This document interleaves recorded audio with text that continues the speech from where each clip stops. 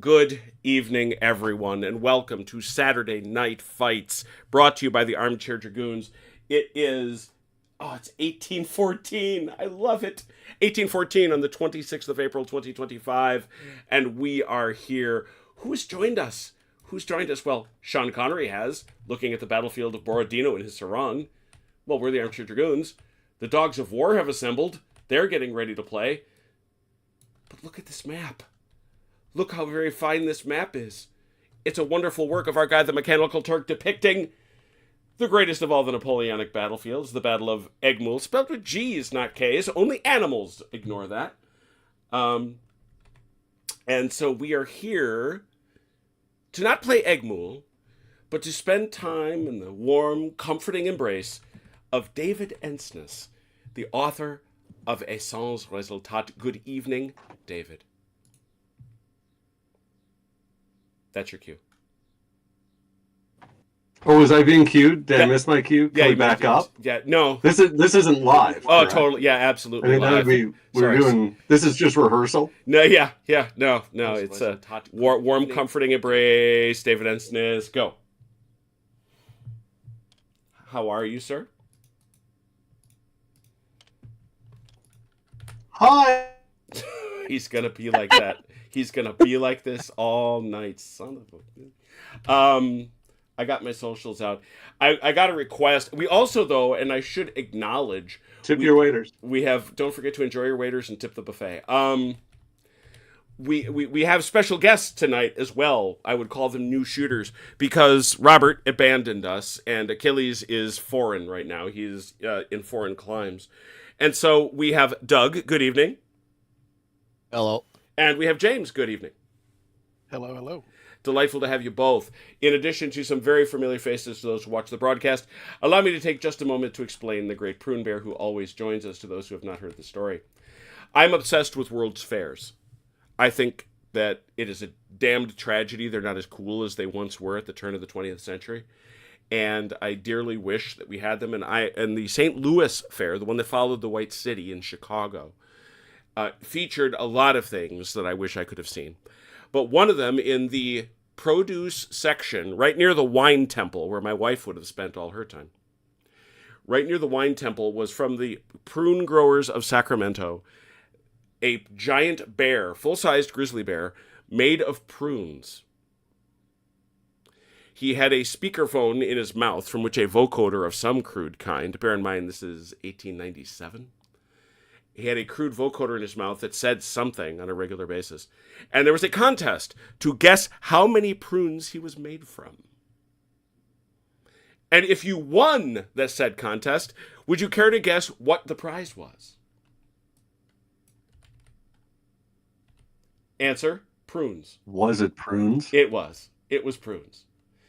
And so ever since I saw the documentary detailing the prune bear, he has become the great prune bear, keeper of all fortune, and you are encouraged to embrace luck in the presence of the prune bear. So he keeps us company, and it's a pleasure. So the game we are playing is Essence Resultat. This is a fair near copy of the game I had a delightful time playing with David at Adepticon here in Milwaukee just about a month ago. And the forces, courtesy again of his generous ministrations, are those that you see here. The terrain was built by our friend the Mechanical Turk, as are the miniatures. The bases are of my own construction, and I can say that sure it was a process, but I'm glad to have been here. So I'm getting out of the way the one thing that David and I discussed going into this. David is going to run this game just like he would at a convention to the best of his ability. I'm going to stay out of the way, and I'm going to ask the players to please stay out of the way of the why questions. I'm fascinated by them too. I love them a lot, but they have prevented us from ever getting through a full game of this in the two previous attempts. So here we go. David, the floor is yours. So as to the why questions, I'm sure everyone has some sort of writing or recording device. Feel free, and we will table them and revisit them in the future. But perhaps we can just muddle our way forward for the now, and I'll get to pretend that people accept what I say for a brief period of time. All right, so ESR Napoleonics is it's a perspective-based operational Napoleonic game. We are playing at 1 inch is 150 yards. You can play it at any ground scale with any miniature scale that you happen to have or prefer. But we'll be playing it at 150 yards per inch tonight, and that's why I believe Jim has pulled charts for. So you've got all of those handy. 150 yards per inch means that a foot is a mile. So this should be approximately a 6x9 mile battlefield. As he mentioned, it's Egmont or Ekmol, depending on whether or not the French won the battle. And we've got 3 core on 3 core, and we're playing this as a generic scenario using that map. Jim, are the players assigned to historical personages yet? No, they've not chosen. The only absolute requirement is Dalinor is Jeanlin.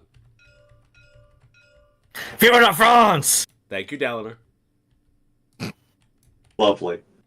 All right, well, first and foremost, just so that I can pick on people easily, so Dalinor is playing as Lon. Let's get people assigned to generals, because you do play as someone. That's where the perspective-based part comes in. You play as a specific individual. You have specific stats and abilities as that individual. Sometimes you have specific complications or negatives as that individual.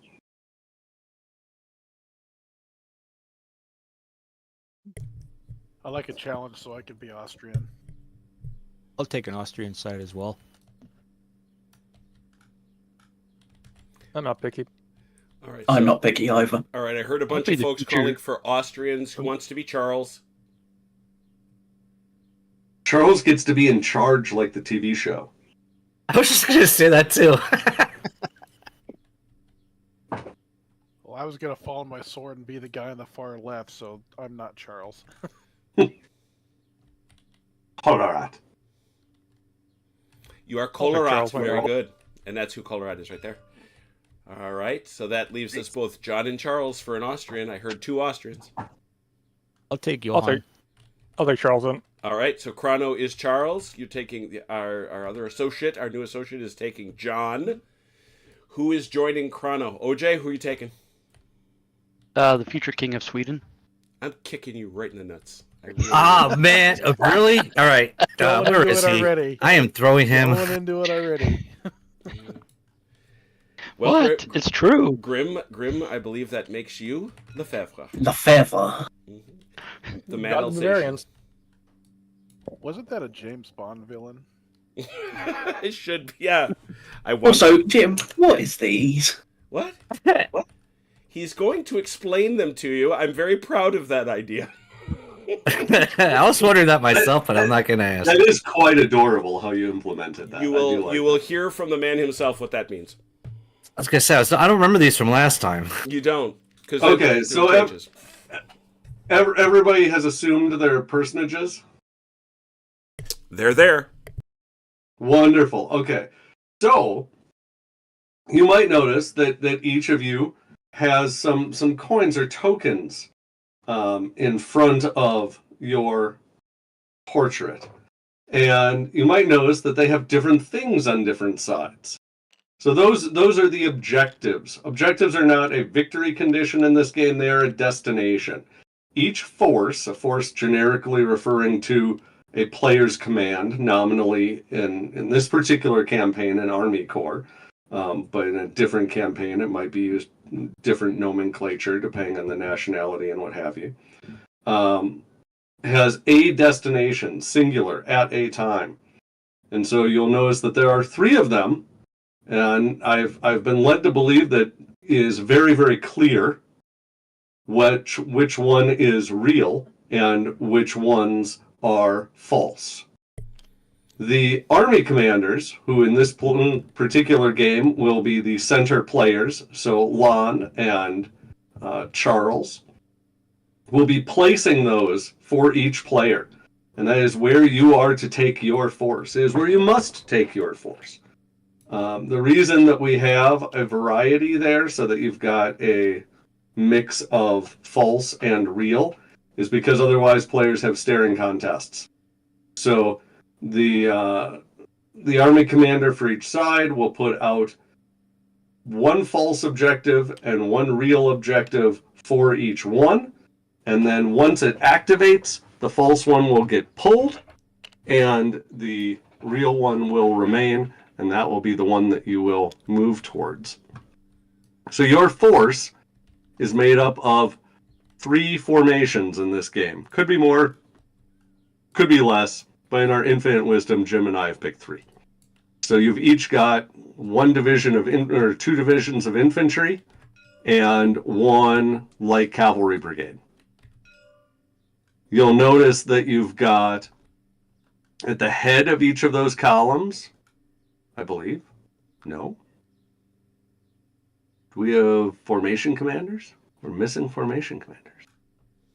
How are we missing formation commanders? Oh, yeah. So I have them named after their guy. Okay, so that's fine. We can deal with that. So normally you would have a little miniature sitting out in front that would indicate the formation commander for the division, but that's fine. What does it need to state? Just that it is that formation? A single guy, well, normally it's depicted by a single figure mounted officer figure on a little stand, and it has stats that will be used during combat and command and what have you. From whence should I have derived those? They are on the stat cards that you have. On the Division d'Infanterie, the first line is General d'Infanterie, and it has a command value, and then it has threat values, and then it has a cohesion value. Keep talking. Stuff will be happening. Wonderful. So, that's our freebie, right? That's our mulligan for everybody. Mulligan. Each formation, at the head of that formation is that formation commander. That is your subordinate. They are an NPC. They do not make decisions. They are the target of many of your decisions. At the very tail of that column, you will also see some sort of wagon rear area vehicle type thing. And that is a reformation area, is the rear area marker of that body of troops. It is the rally point. It is everything precious to the men forward of that, whether it be supplies or food or simply a safe place to run where things get hot. Starting from behind where that formation commander will go, you'll have a whole bunch of infantry and or cavalry stands. Each stand represents either a battalion of infantry or a squadron group, 1 to 3 squadrons typically, of cavalry.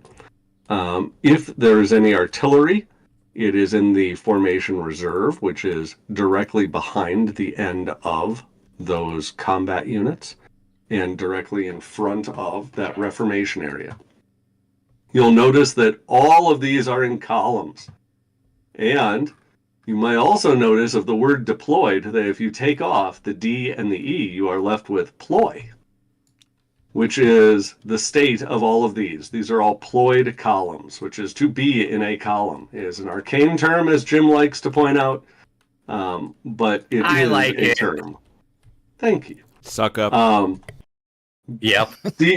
Deployed is any arrangement of stands that is not in a ployed column. Transitioning between the two, generally speaking, will take a number of turns. It will probably, what are these, 3 or 4 stand in cavalry brigades? Yeah. So for the cavalry, it's going to happen in a single turn, both because they're cav and because they're small. So they will deploy very, very quickly. The infantry divisions, you should assume, are probably going to take on average 3 turns plus or minus.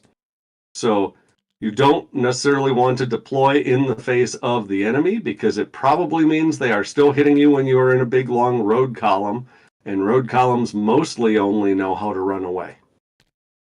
Any questions so far, or is this making some sense? So far, I'm all good. for me. Wonderful. I'm good. Now we've got some little magic blue baggies that he has laid out, which I believe indicate the order directives or statuses. Correct.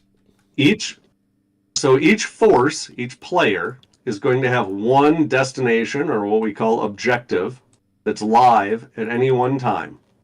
And that is where they have to take their elements, their formations. They get to choose, the army commander chooses where that destination is. What the subordinate players get to choose is how each one of their formations is going to behave on its way there. So you have attack, defend, move, support, reserve, and withdraw. I believe I named all 6. You also have some overtly negative ones, such as broken and retreat. And you have one that's kind of in the middle, which is reform. Short explanation of a handful of those. I'm not going to cover all. Some of them we'll deal with as they come up. Movement is managed by a system of the regulating unit. Now, when the formation is ployed in a column, as all of these are, the whole thing, for the purpose of movement, is treated as a single unit. So you only have one unit to choose as your regulating unit when the whole thing is ployed. The regulating unit has to comply with whatever that order directive for the formation is. So if the objective is wherever it is, somebody ping a location on the map here. Wonderful. If the objective is where white just pinged, then an attack directive indicates that the regulating unit has to make a direct route to there. It cannot avoid bad terrain. It cannot avoid the enemy. It must attempt to bring threat on any intervening enemy. It has to take the most direct route. If that sounds inconvenient, then I would suggest don't give them an attack directive. Give them a move directive. A move directive has much more flexibility. It may not contact the enemy.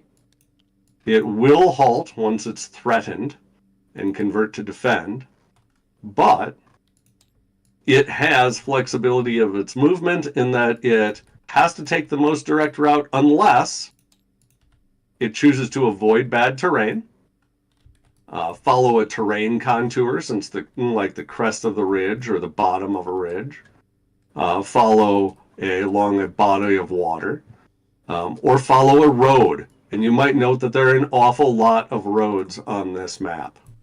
Boy, howdy. There is only one good road for the purpose of movement rates, and that is the one that looks substantially more major that red and purple are tracing, that runs kind of from one long end to the other long end. All the others are poor roads. They are no faster than the open terrain, but they allow you to control your movement by not taking the most direct route towards your objective. Does that make sense conceptually thus far? Mm-hmm. Just a quick Gotcha. Wonderful. clarification on that last part, if I could ask real quick. So the poor road moving through woods, are you still moving at the open rate on the road if you're employed, or are you moving through the woods rate? Excellent question. So there are technically, if you read through our campaign guides, 3 differentiating layers of road. You have good roads, which move you faster. You have poor roads, which move you the same as open, but do negate terrain. So when you're moving through the woods on a poor road, you are moving on the road. You are not moving through the woods. Did that answer your question? Yes, thank you very much. Wonderful. The third in some scenarios is trails, and they do not negate the terrain. You still pay for whatever it is you're moving towards. The only benefit is that you can control your route. There are a whole bunch of fords. For the purpose of this scenario, to keep things easy tonight, we are going to say that all of the bodies of water, we've got 2 different levels of stream. The light blue is all rough, which means you pay double for it. So every inch of it costs 2 inches. If you are moving a ployed column across it, the entire time that any part of that ployed column is in it, then the unit is in it, because when you are a ployed column, you are all one unit. So it will take a long time to move across that way. The dark blue ones are dense terrain, as are all of the woods. Dense terrain, you halt when you touch it. Then you pay double for it, just like you do rough. And when you exit it, you halt again to reform. So I would advise you, for the purpose of a learning game, don't fight in bad terrain, fight in open terrain. Fight in bad terrain next game after you know what the heck you're doing. Fords make everything one level better. So if you are crossing a ford over the dark blue, you will be going at half speed, but you do not have to halt. If you are crossing a ford on the light blue, then you don't pay anything for it. And if you're crossing on a bridge, you don't pay anything for it. Does that make sense? Yep. Lovely. So the third of the 4 directives I'm going to talk about, we covered attack, we covered move, I want to cover support. Support is very flexible. It does not care about the force's objective at all. It only cares about ending its movement within 900 yards, 6 inches, of whatever friendly formation it is supporting. So if you have your cavalry brigade supporting one of your infantry divisions, then any part of the cavalry brigade has to end its movement within 6 inches of any part of the infantry division, and it may not choose to move closer to the force's objective than whoever it is supporting. That make sense? Absolutely. Gotcha. Well, lovely. The last directive I'm going to talk about is defend, because defend catches a lot of people off guard. You might notice these columns are rather long, and these are actually relatively short columns because we're using relatively small formations in this game.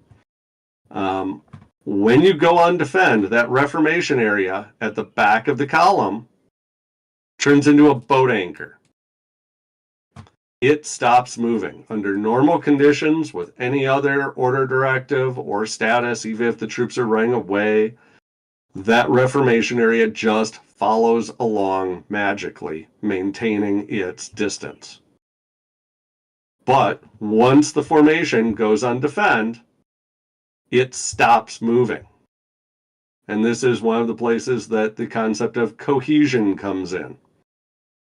Once you start deploying these stands out of this ployed column, they have to stay within 1.5 inches of a friend, or 6 inches, 900 yards, to that reformation area.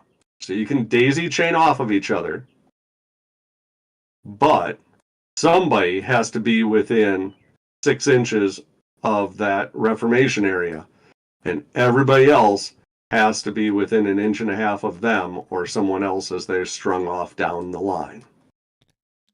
When you go on defend, then the implication is, since the reformation is not moving, then In order to maintain cohesion, as you deploy, you will end up shrinking back towards that reformation area or arraying yourself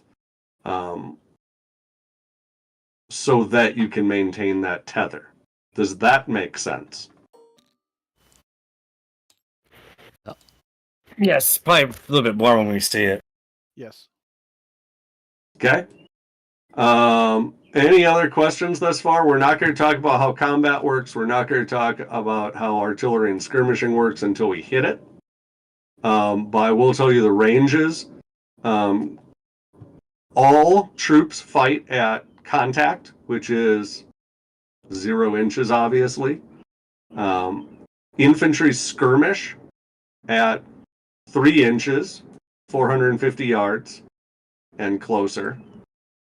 And artillery threatens out to 6 inches, half mile, about 900 yards. Any questions thus far on how anything works? Hearing none, sounds great. On the handy-dandy quick reference guides that Jim has up for us, you'll notice everything is color-coded. Blue is command, green is movement, red is combat. Those are the 3 phases of the turn. Everything is sequential. So in the command phase, you have activation of orders, followed by issuing of orders, followed by leader actions. Those are the orders those are performed in. That also means that there is an innate 1-turn delay between the time that you issue an order and your next opportunity to roll to activate it. I would tell you that at minimum, you need to be thinking 1 to 2 turns ahead as to how the table will develop and where your troops and where the enemy will be, so that you are not caught out of the loop as far as reacting.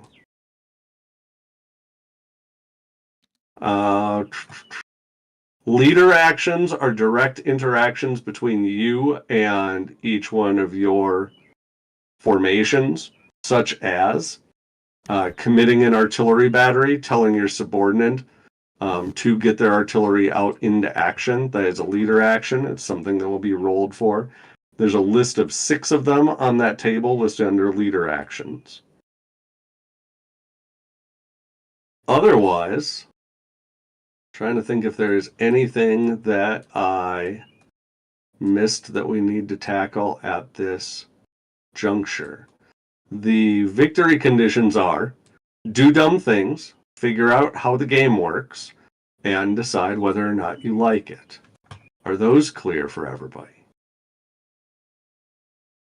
There. Not for me. Absolutely. So battle in rough, dense terrain is what you're saying. Well, you will learn things. Jim, did it sound like I missed anything? Nope. I am almost to the point where I've got divisional commander, what I want to say, proxies ready to go. Perfect. Yeah. Then let's have the Austrian and French army commanders, Lon and Karl, need to issue 1 dummy marker, 1 false objective, and 1 real one out on the table for each one of your forces, including your own. There's no limit to where you put them. Obviously, don't put the clown face up at this moment, because that kind of defeats the purpose of hiding from the opponent where it is that you're going. And in case go ahead, sorry. A note on objectives. It is the greatest extent of your reach. It is not your center of mass. Once a formation reaches it, it will stop. It can stop anywhere within 3 inches of it. It has a 3-inch diameter glowing orb around it. But it will stop in that area. It won't just proceed forward until the tail reaches it or something like that. So it is best to put them forward of where you want to operate. Don't put them at the location you want to operate. Does that make sense? Yep, I Jim, got you you. were saying? No, just I hope it's clear that I put. I gave each of the commanders their own set, so you can give them their individual objectives. Yep, doing it now.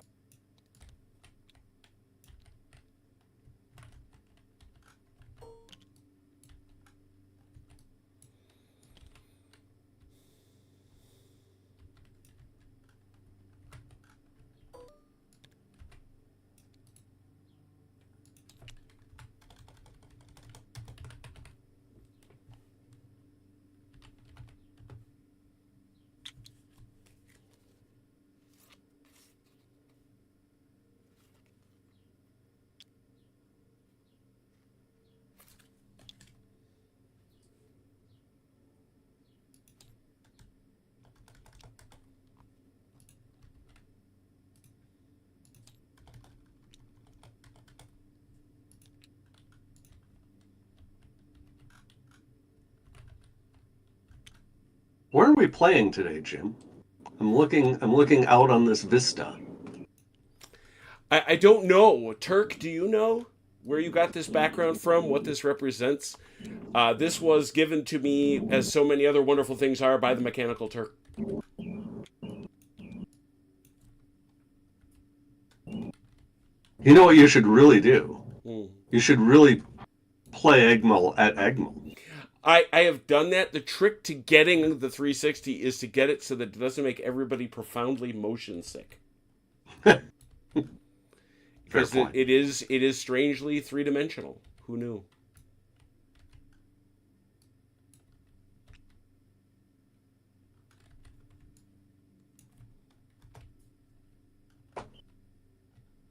I'm all set.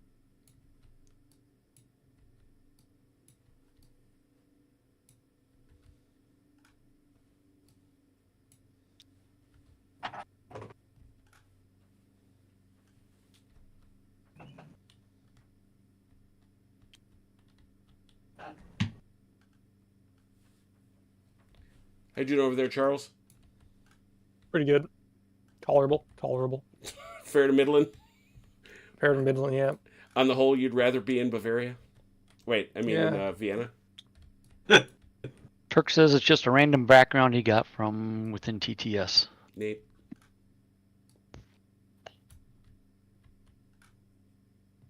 Okay. All right, it looks like we have our objectives out for each one of our players, correct? I see a lot of gold. I see a lot of silver. Seems right to me. Chrono, Yep. you're good? Yeah. I'm good. Lovely. All right, then that was turn one. Okay, we did not have any orders to activate, so we simply moved past that step. I hope you enjoyed it. Army commanders issued objectives for each one of their forces. We moved on to leader actions, but we're not going to do any this turn. We move on to the movement phase. Note for the peanut gallery, you could choose to deploy during any turn on any active directive, but we're not going to. We're going to get you moving first. Combat, we obviously don't have any because we are miles apart, so we are on top of turn two. Carl or Lon, which one of you would like to go first? This is, as with nearly everything in this game, order activation is simultaneous, but we'll pick on one of you as an example. I'll go. And lovely. Okay, so Chrono is an example. who do you Anyway. wish to activate? Do you wish to activate yourself? Do you wish to activate which one of your subordinates? I'll You'll get a activate chance to do all of them. I'll activate my right wing. Okay. I believe So would be, your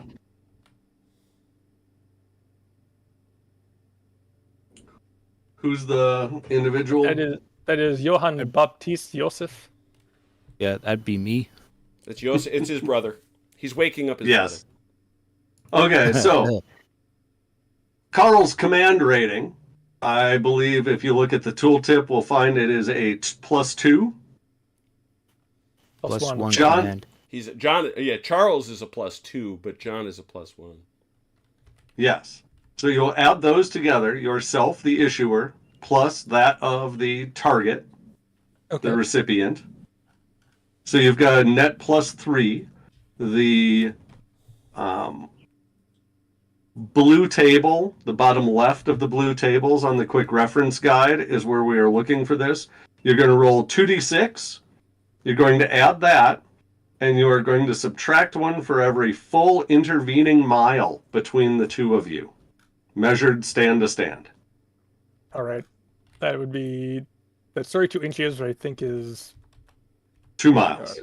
2 miles. So minus One 2. 1 foot is 1 mile.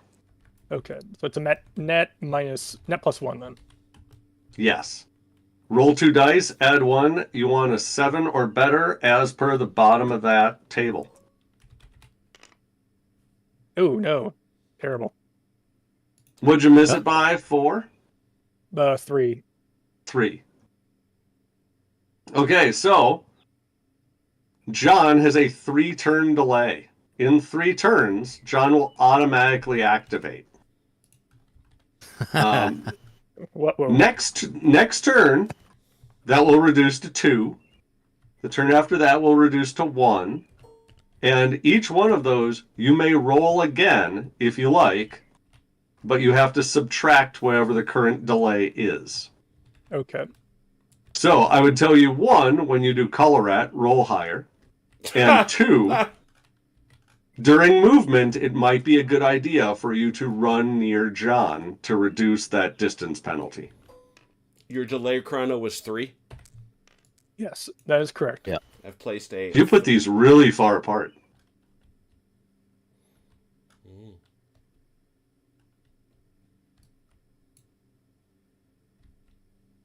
I regret nothing. Do yourselves a favor and make sure that you're within 2 feet of each other for the purpose of a learning game so that this moves. We're within 3 feet, I think. Yeah. Snug yourselves up a bit. And what would that do? Drop John's delay by 1, I suppose? Yeah. Probably, yep. So he'll have a delay of 2. Does that process make sense to both of you guys? It does. Oh, it Wonderful, definitely does. Go ahead and make your rolls for each you and yours. All right. And again, if you miss it, that is the amount they are delayed by. All right. So it's 2 plus 1 again. My command's a +1. Got it. That's a total of 8 for Johan over here on my left. If they activate, then pull the false marker for them and leave the real one. In fact, flip it over because I believe it's got their face on the other side. Who's on my left? Me. Oh, that's OJ. Of course, it's the future king. Oh my god. All right. So I've activated Johan here. 7. Yep, you're activated. All right. And for myself, it's just a straight +2. So I think that was the right one. No, actually, Don't I know. think Chrono, and David, correct me if I'm wrong, Chrono's actually a +4 because he's ordering himself. Is that Yeah, so? if you are targeting yourself, you get both you get your rating twice. okay. Because it is whoever is issuing plus whoever is receiving. Well, I needed it, so there you go. And Dave, I'm pulling my. If I succeed, I'm pulling the false one, right? Yes, pull the false one and flip over the real one. So you should have a portrait of yourself at your destination. Yeah, well, somebody's a little bitter, All right. so Graham, you're gonna be. I know. Who's on my right? That would be me. That is it. Lefebvre. Okay.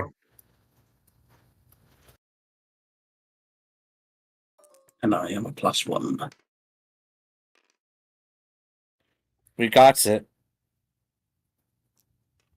Is the So- only delay we have Archduke John? Yes, currently yes. Okay. Sorry, John. Every game needs an example. Thank you, John. Hey, no worries.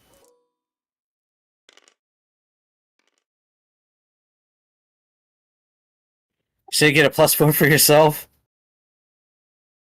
Yes, luckily. I also Oh, rolled a thank 4. God. So that was me like, oh no, that's a 4. No, that's- That's even better for you, Ron. Yeah.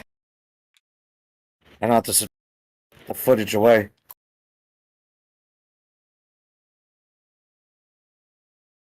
Are we done with our activation rolls? We got any left? I we're am. done. French are done. Okay. Austrians are done.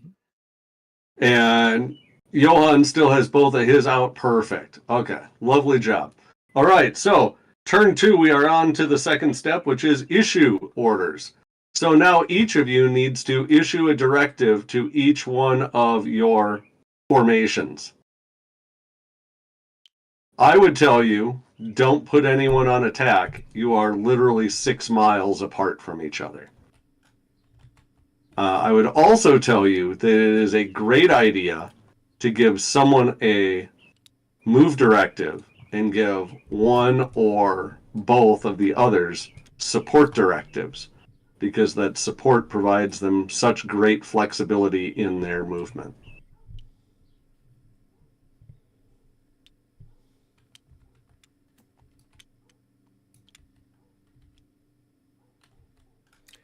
Let's try that. We'll see how this goes. And my intention was that you would place the order on the face of the commander to whom it is being given. And that you'll notice they have a back. You know, if you're giving it to Lon, that's one thing. But if you're giving it to these guys, you'll notice they have a back. Oh, yeah, I forgot about these. I remember these. So that you can draw a distinction between issued orders and activated orders. Oh, good point.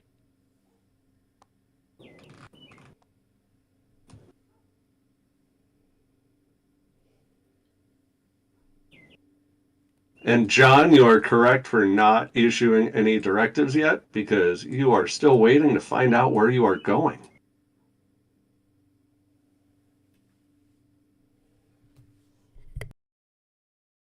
But in a way in life, aren't we all just figuring out where we're going? Ultimately, I think our destination Yes. is Prune Bear. Yeah, well, there now you have come to understand.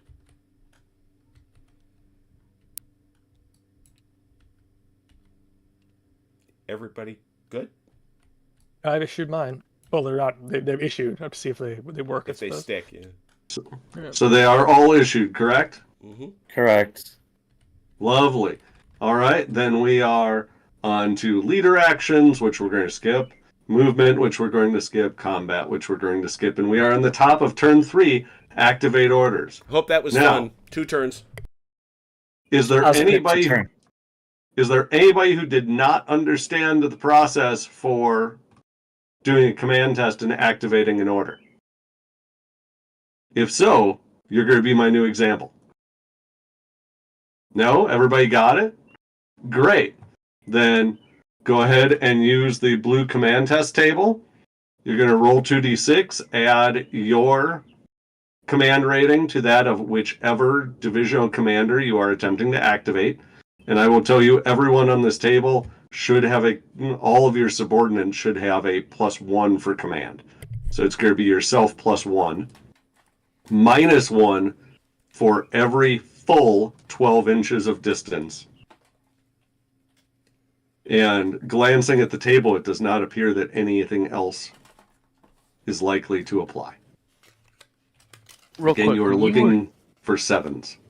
when you were telling us to be within 24 inches, was that within our divisions or Well, I was saying that Army commander? I was saying have the force commanders within 24 inches of the army commander, so that everybody did not end up with a delay. Okay. You said subtract 2 for every 12 inches we're away from our divisions? Subtract 1 for 1. every. Yep. And if you're within 12 inches, then there's no penalty. Do we activate all of ours at once, or we can only do 1 per turn?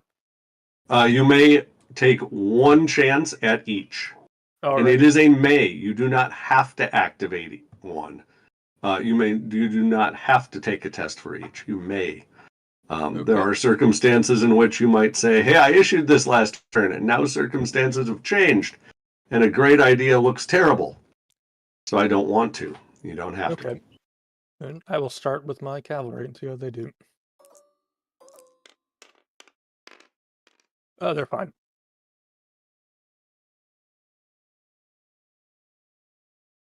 Cavalry. Alright, first battalion.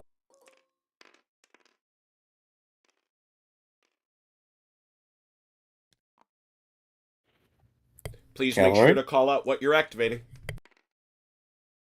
Yay! First battalion. And last but not least, third. Cavalry. Closest division. And 15th Legere, and then 10th Legere now.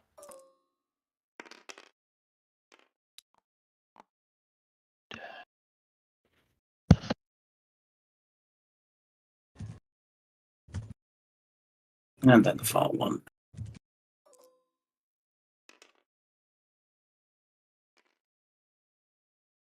And I suppose we'll do first division. Yeah, funny. He's good.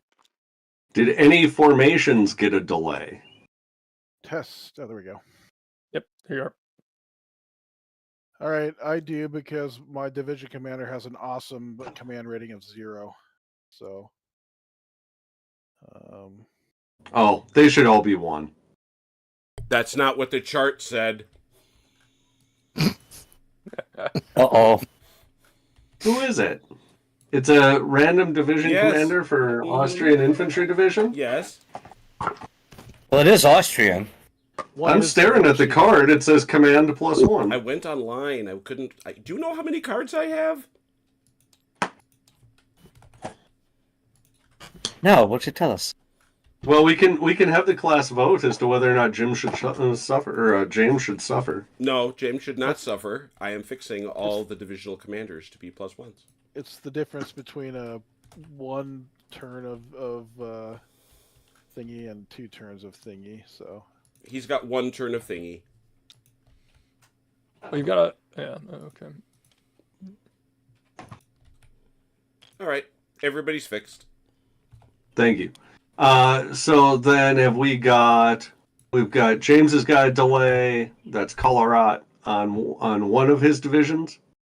yeah, I haven't had a chance to reroll the other 2 yet. Oh, that Okay. guy works. So this guy is active.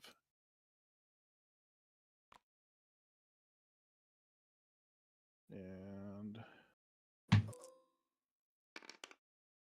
that guy is also active. So basically these 2 are supporting the guy on the left. So that makes it Slightly awkward. well they That's could always the way it works. they could scoot a little closer. They can snuggle up. Snoogle time. All right. Then we are on to leader actions, which again, we don't really have any that make sense right now. We are on to movement. Lovely. We've got a bunch of active directives, so we have people who probably want to move. Who's going to be my guinea pig for movement? I guess I'll do it this time. Lovely. Have you got somebody on a move directive? Wonderful. So on the quick reference guide, in the green section, you'll see there is a list of movement priorities. The first priority is people running away. Those on withdraw, retreat, broken, or anyone supporting them. The second one is everybody chasing them on attack, and whoever is supporting the attackers. The third one is everybody else. So moves. So again, this movement is simultaneous. Some people will freak out and go, how do we plot simultaneous movement? The answer is twofold. One, you prorate it if necessary between you and your opponent that you are real close to. However, until you are fairly close, you don't need to do that because your options are fairly fixed. So where is your objective? Lovely. Then that formation may follow a road and avoid bad terrain on its move directive, but otherwise it would have to take the most direct path. On a road, it is going to be moving the same as the open because they are poor roads, it looks like, which is 10 inches in ployed column for infantry.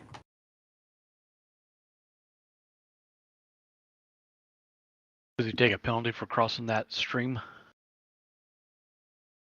It looks like there's like a little road here that goes road right here. There is a ford there, it looks like, and since that stream is just rough terrain, the ford makes it 1 grade better, so it becomes open. But if he were crossing the more major stream, then it would be rough, and he would be moving at half over it.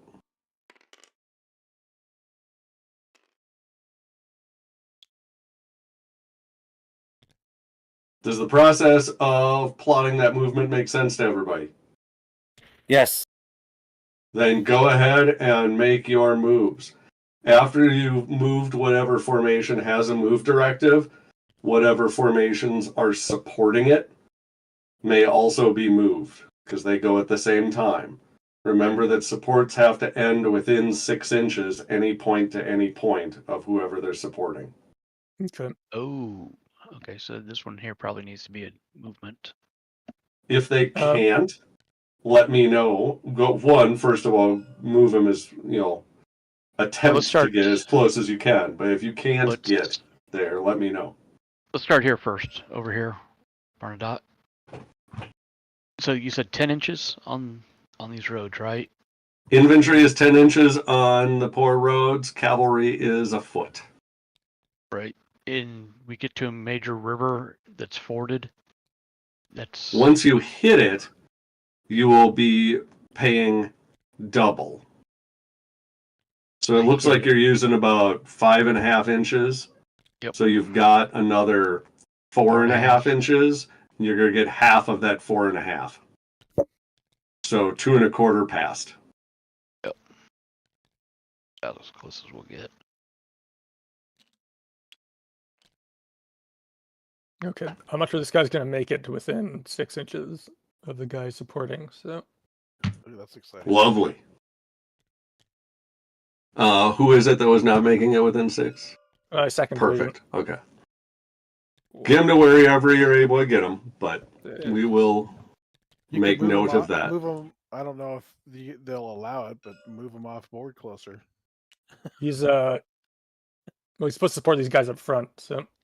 Oh, is the front? Are they at designated entry points, Jim? Was Not that the necessarily. intention? It's a logical entry point, so 4, 6, 4 again.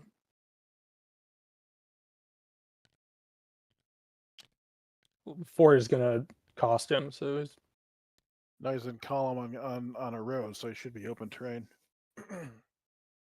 He's moving. Yeah, if it's the minor stream, the ford negates it. Oh, true. So, let's see. And keep in mind it is any point to any point. So if the midsection is within 6 or the tail is within 6 of any part, that's enough. I'll do it. That'll work. Okay.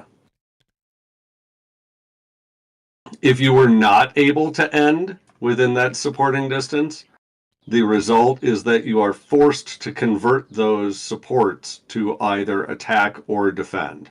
You get to pick which. Got it. All right. So, because I'm probably not going to be able to get within distance. Yeah. So this should have been a move and not a support for him. Sure.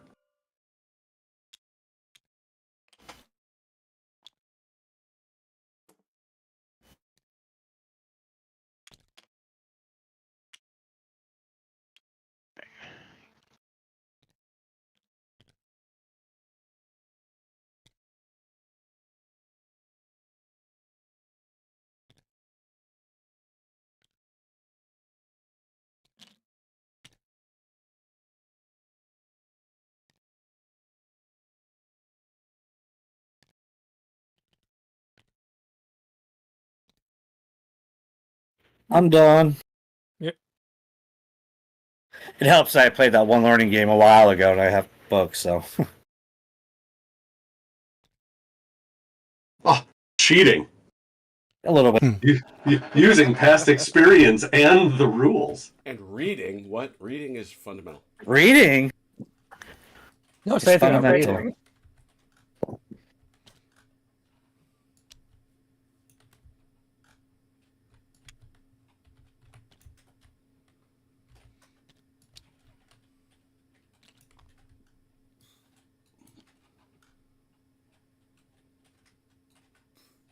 And then the flank commanders also move their formations.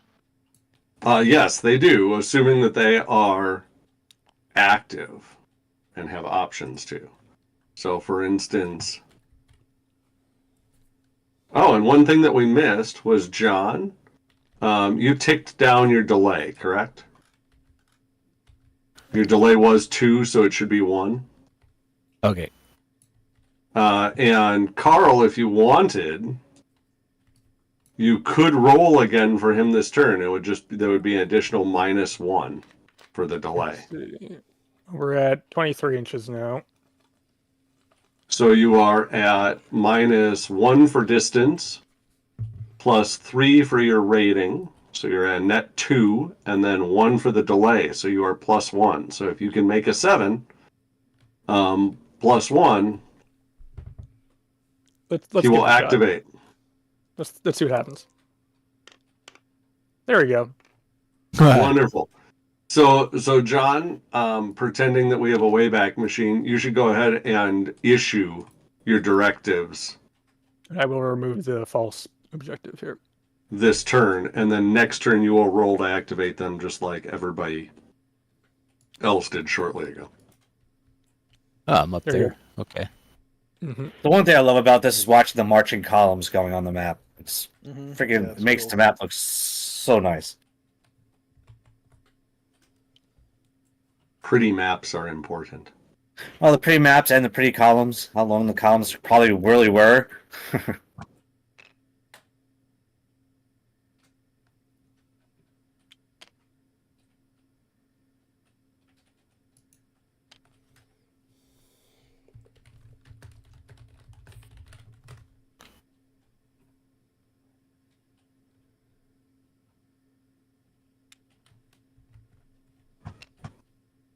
Jim, you can feel vindicated. There is a typo on the command stats for the Austrians online. We'll get that fixed.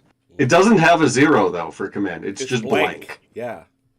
Yes. That's- So I will get that fixed. Which is why we invented 0.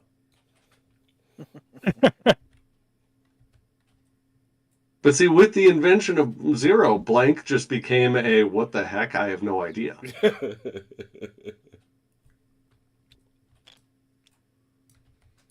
Are we done with movement, or are we still finishing movement up? I'm done on my end, I think. Colorat's done. I'm all done. I'm done. All right. Unless somebody sees something that looks like I did wrong. Thing looks okay. Yeah, Ron and But what do I know? checking out things. All right, so we have finished the moves phase, move step of the movement phase. The next one is ploy or deploy. I doubt that anybody wants to start getting out of these columns quite yet, but it is an option. This is where it happens in the turn. After you move, you have the option to start deploying. Okay, does anybody want to do that bizarrely early, or are we good? I don't actually, funny enough. All right, lovely. I'm stay. And did everybody ended within, all supports ended within some part is within 6? I Yes. managed it, yeah. Okay, By the grace of God. lovely. Then we are on to the top of what, turn 4? Activate orders. Archduke John has got some orders to activate. So go ahead and roll for those. Again, you are trying to make a 7. It is you plus your subordinate, which I believe is a 1 plus a 1 for a net 2. And assuming that you are within a foot, there's no penalty. If you are outside of a foot, it'll be -1 for every full 12 inches.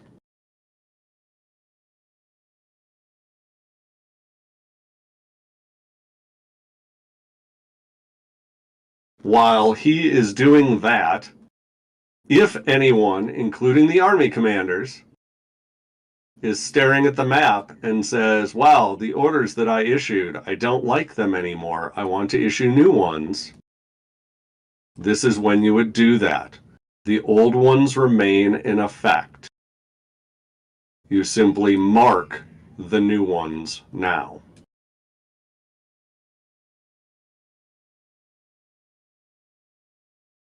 John, did you have success, Archduke? Archduke. Archduke John? General de Okay. Cavalry. Yep. Do we have any takers on issuing new orders, or are we good? Are you gonna roll for those? Yeah. So it's looking like Archduke Jan Baptist Joseph Habsburg Lorraine Erzherzog von Österreich. That's a straight 1 to 1, so it's a +2. 2d6. You need a 5. Oh no! You had to say it. Oh. 2-turn delay on that boy. All right, so we'll put that there, and we'll put a die right on top of it. Archduke John just doesn't want to come into work today. That's kind of the No, story of guess his whole not. career, really. It is. This campaign is, how can I retire? Is this guy more than 12 inches away? He is not, so it's another. You need a 5. Okay. Just click on the 2 again. Exactly. Much better. Success! Issue. Yay. And this guy, He's gonna net. he is not. It is Commander to... Yep, there you go. Yeah, I don't +1 command. I don't know why he's there though, to be honest. Oh, Moved that's him so fair. we could be. Oh closer yeah, to because the- they put him within Oh, 2 that's feet. why. of Okay, the- never mind. Okay, because that was weird. That's dead at 12 inches. So yeah, unfortunately, you'll need a 6. 2 dice. Oh, that brings up a good point. During the movement Hey. phase, you can move yourself.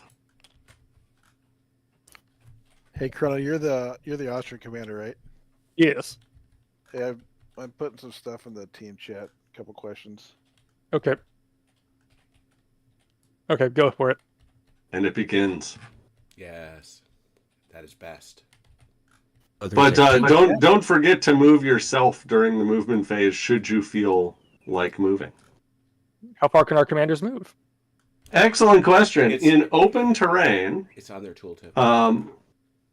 in open terrain they can go 18 inches. On a good road they can go 24. Fast. Okay, thank you. 24, Yeah, 18, I mean 9. you're somewhere between 4 and 8 guys on horses. You can book Yeah. it. And besides, if your horse gets winded, you just demote someone to a foot soldier and take their horse. So, to move our columns again,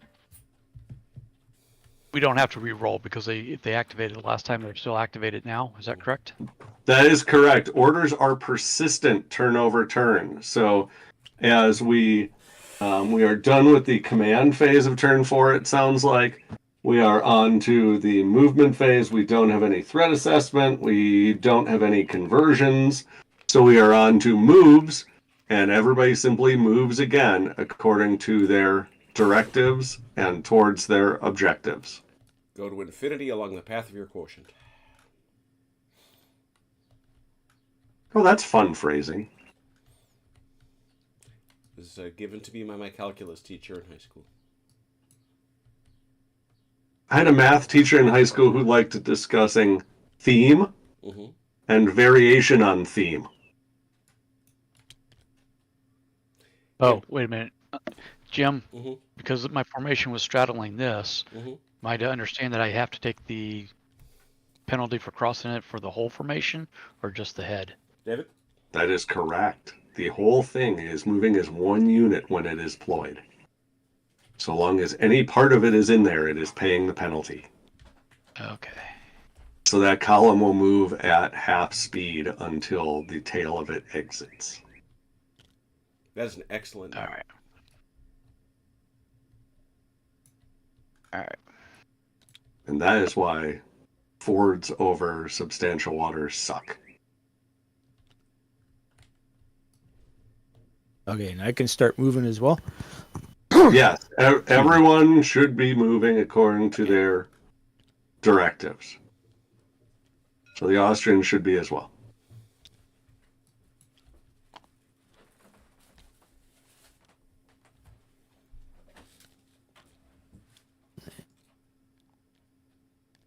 This is our second opportunity to move, so my delay should have expired. That is correct. All right.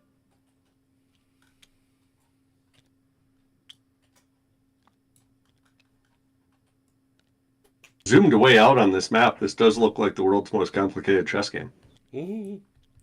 We're getting some nice comments in the chat that it actually looks like one of those dioramas what you see in museums.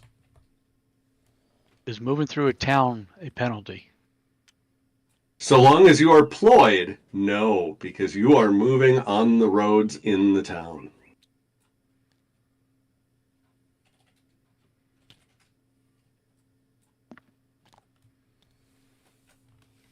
Excellent question. And the deep colored rivers were how much again for movement? Are you crossing at a ford or are you crossing not at a ford? Is there road on both sides of it that you are traversing? Yes. Then you are crossing at a ford, so you are paying double while any of your column is in it. So you'll move it half once you hit it.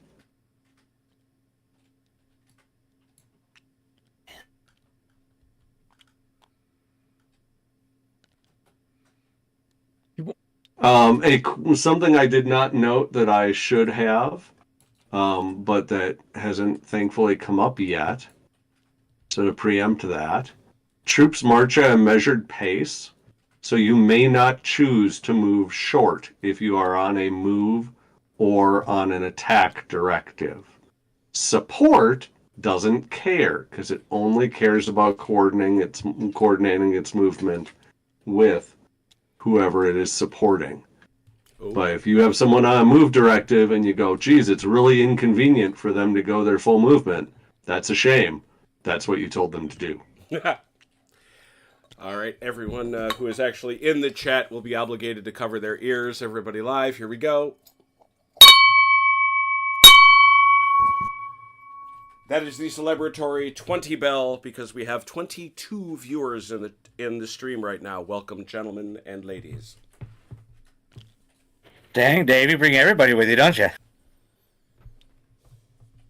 That's some really good milkshake. You should really play that instead of the bell. My milkshake brings the boys to the yard. Yes. Yeah, that would be hilarious. You'd get a copyright strike. Well, how short of a clip can you play? It's about 6 seconds. Well, so how long does that lyric take?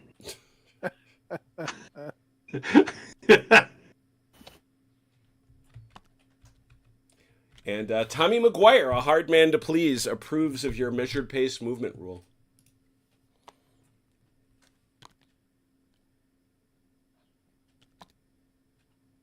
Punishment?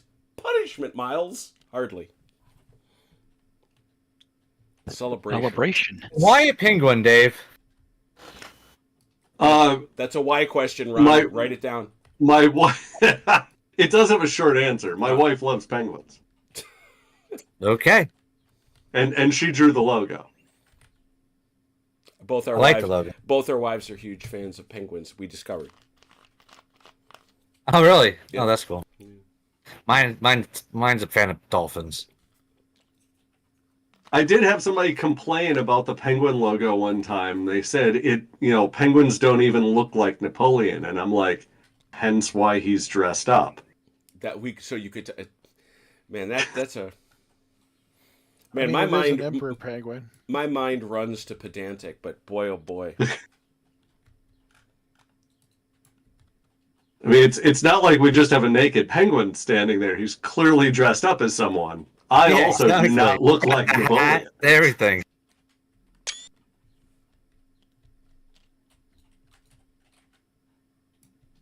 All right, Colorette's done. The Archduke is done. Those silly Frenchmen performing all of their movements. I'm done. I hypothetically wanted to change someone's objective. How do I do that? Or does that not happen? So, at the top of the turn, first we do activate orders, then we do issue. So your opportunity to put out a new one is during the command phase there. So we'll be at another command phase in a moment here, I suspect. Be aware they will continue to follow this one until the turn on which you activate the new one. These and other things are why we spoke in terms of OODA loops. Mm-hmm. Mm-hmm.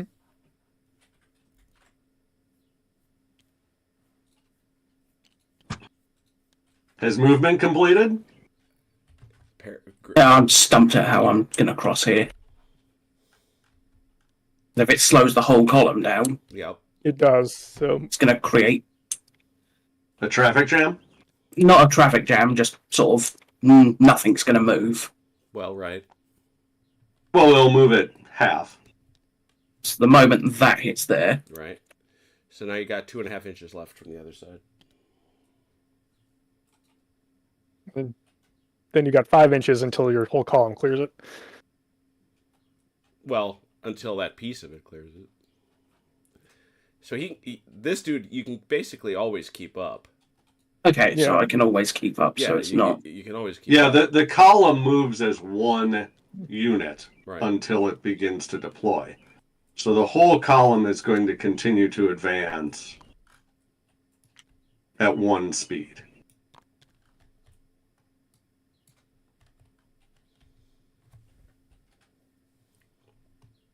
What's it like?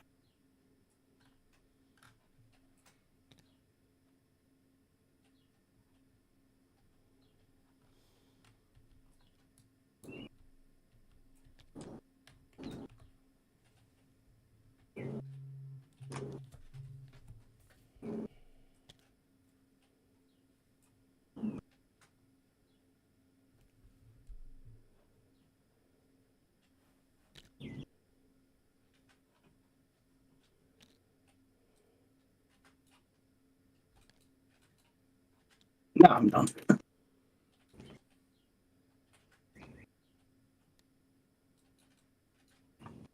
All right. All finished. Lovely. Then, what's our close? How close are we at our closest point? We'll still look like we're a couple miles apart. Yeah, about looks 30. like we're at about 3 miles.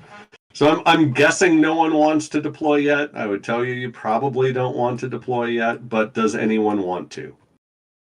This is the stage at which it happens. No, we're good? I'm good. I'm good. Lovely. Then we are on to the combat phase where we have a whole lot of no one has got ended. No one's formations have ended within 3 inches of their objective. Correct. Correct. Okay, lovely. Then we are on to the top of, I think, turn 5. 5. Do we have any pending orders yet that need to be rolled to activate, or has everyone got everything activated? No pending orders? Lovely. John is waiting on a delayed order here. It will tick down. It has done. What is that. it down to? 1. Okay. So it will go off next turn, Mm-hmm. auto-magically. If he wishes, he can roll for it right now, but there will be a -1 for that delay that he'll have to overcome with his die roll. Well, it's under. It's a 1 and 1, so it's a net +1. So you'd have to. You're risking it needing a 6, Archduke. Hmm. Or it will happen next turn auto-magically. Yeah, I can wait until the next turn automatically. Okay? Then, issuing orders. Somebody had said, hey, I might want to put out new objectives for my army, or for some portion of it. This is when that would happen. Okay. The old one stays out. You're putting out a new fake one and a new real one. That's why you have 3.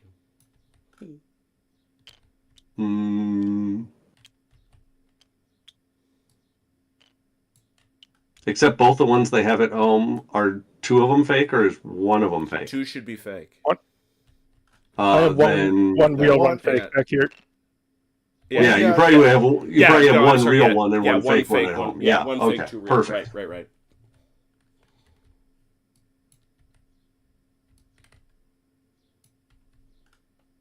So it's a net. Advantage over playing in the real world, No, you just where you would just actually place the need objectives out. This is issuing it. more than. Okay.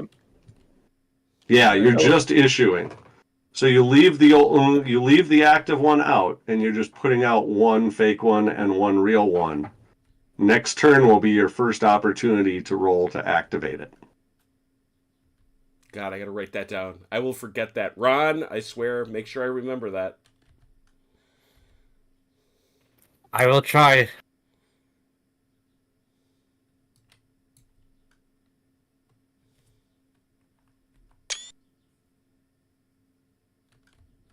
All right. Chrono, you good? Everybody done? This is also when you would issue new directives. If you don't like what your formations are on and you want to have them do something different, you would issue a new directive now. Remember, it's not active. I will issue a new one to my second division here. Any other takers, or we're good? Hearing none. We are on to leader actions, which, I don't see any that make any sense. So we're going to move on to movement. Threat assessment, we're too far apart for guns. Conversions. This is the step in the turn. There are 2 if you look at the quick reference guide. There's a conversion step during the movement phase, and there's a conversion step during the combat phase. Support may convert to attack or defend. There's no die roll. You just shout it aloud. This supporting division is converting to whichever it is. And that's done. I doubt anyone wants to do it right now, but I'm asking. Hearing none, we are on to regular moves, so go ahead and conduct your movement as you have been. Remind me the distance the commander moves.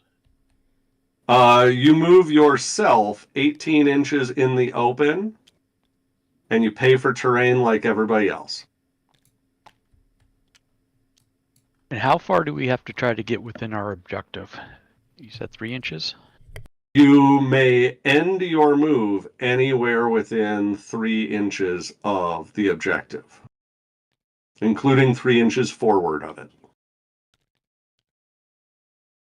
It has effectively a 3-inch radii going out around it.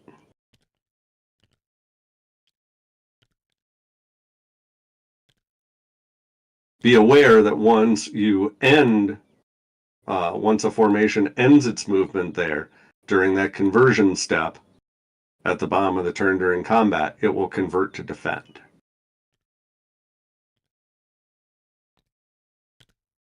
Beautiful. Excellent.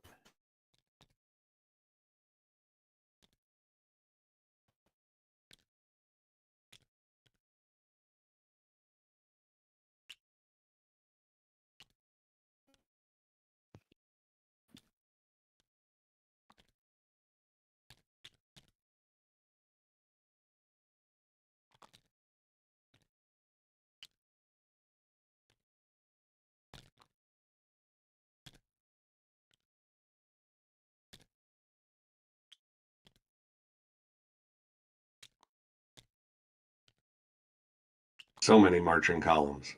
So much marching. All the marching.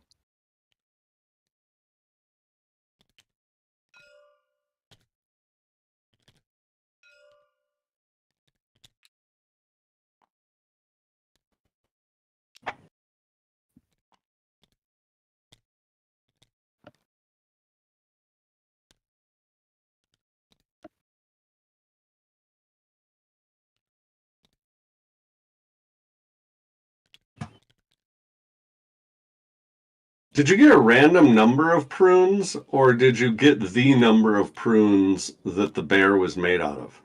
I I rarely abuse my power, but I asked the researchers that are my coworkers to see if they could find how many prunes were indeed in the prune bear, and I have yet to determine an answer I believe dispositive.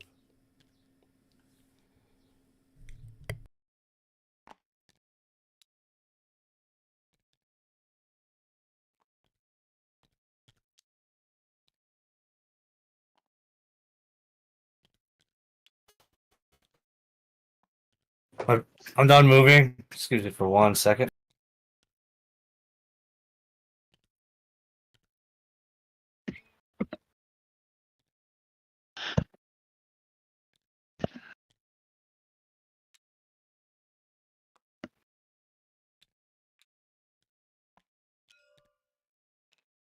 I'm done moving.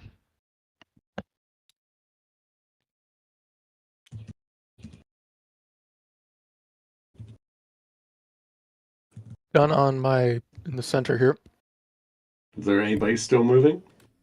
I am. Okay. I am, but it shouldn't be a big deal.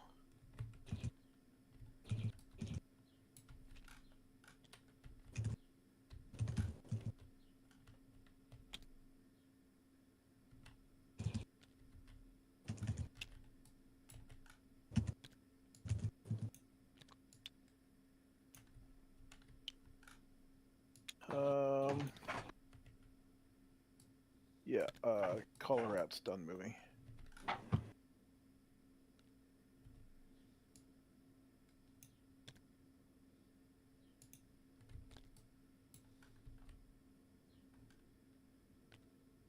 You can shove forward. We're just having Grim wrap up his column shoving, so we can go from here. Okay. Then our next question is going to be if anybody wants to deploy. You're probably still somewhere in the neighborhood of 1.5 miles apart. Maybe 2. So, but it is probably going to take 3-ish turns, maybe 4, for your infantry divisions to deploy. So, I actually Yes. may want to deploy. lovely. What formation do you want to begin deploying? Perfect. All right. So we have a handy dandy deploy table in the green sections, and so this is happening in the movement phase. After movement is completed, moves are completed, you have the option of deploying out of those deployed columns.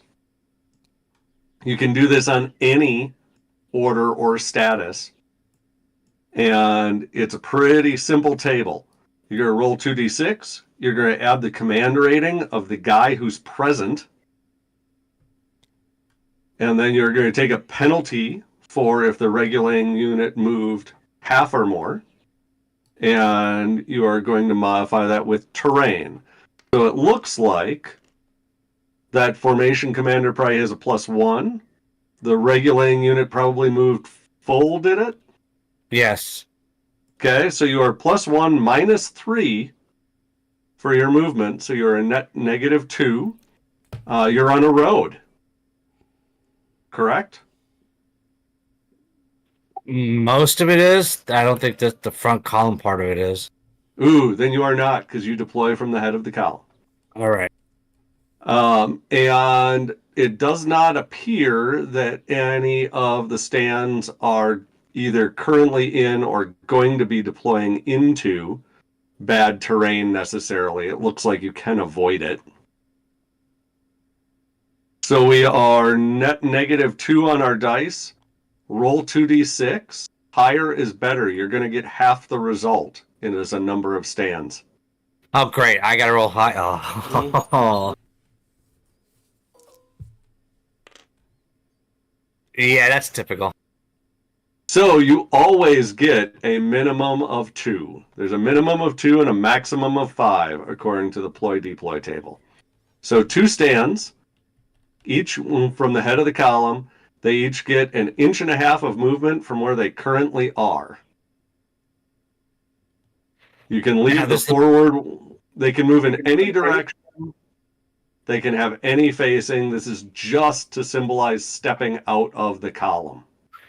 Now, do I keep the front part of the column where it's at, or?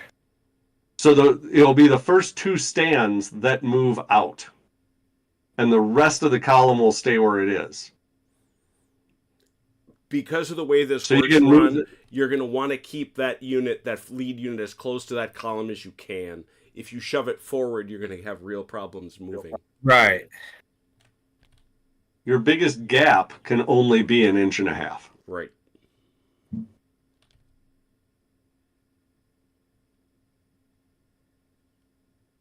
So you could, for instance, leave the first stand where it is, and then move the second stand out, then they should all be like they need to end. And once you are done, the formation commander, the division commander, gets moved back to mark the head of the column.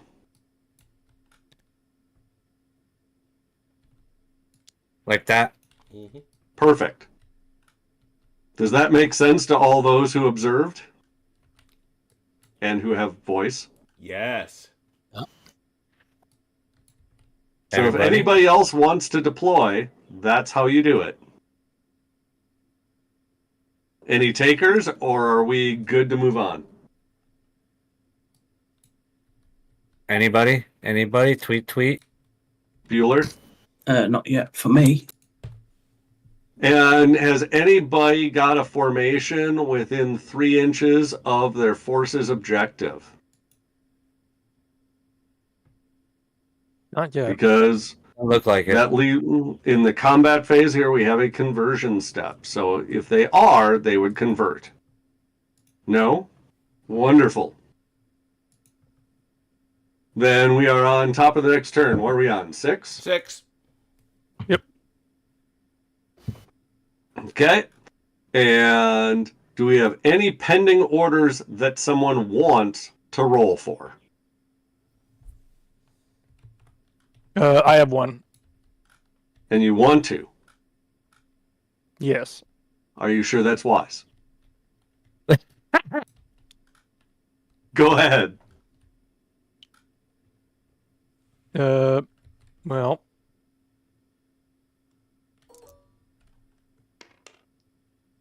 I'll do it. That was for my left wing here. That was to give him his new objective? Yes. Cool. Then pull his old one and reveal his new one.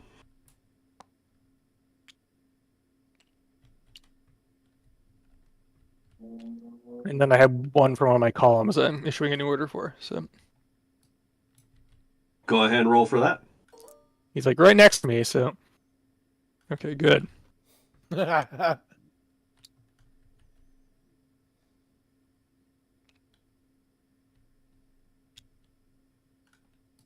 Then, anybody who wants to issue any new ones, this is when you do it.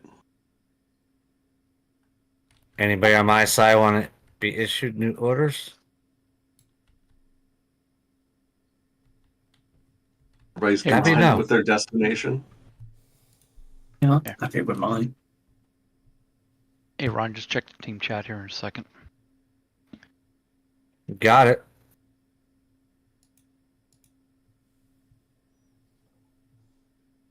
And delayed orders are automatic, or does it have to be rolled again? He is all set. Delayed orders do not have to be rolled again. If it expires, then it just happens. There you go, Ron.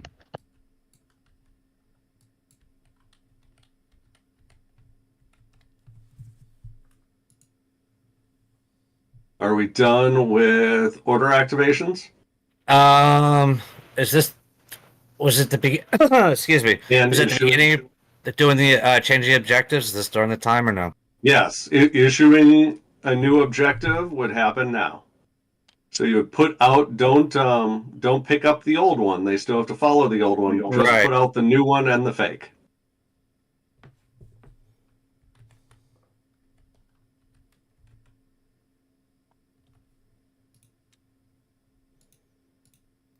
Don't get me wrong, guys. What do you think, Mike?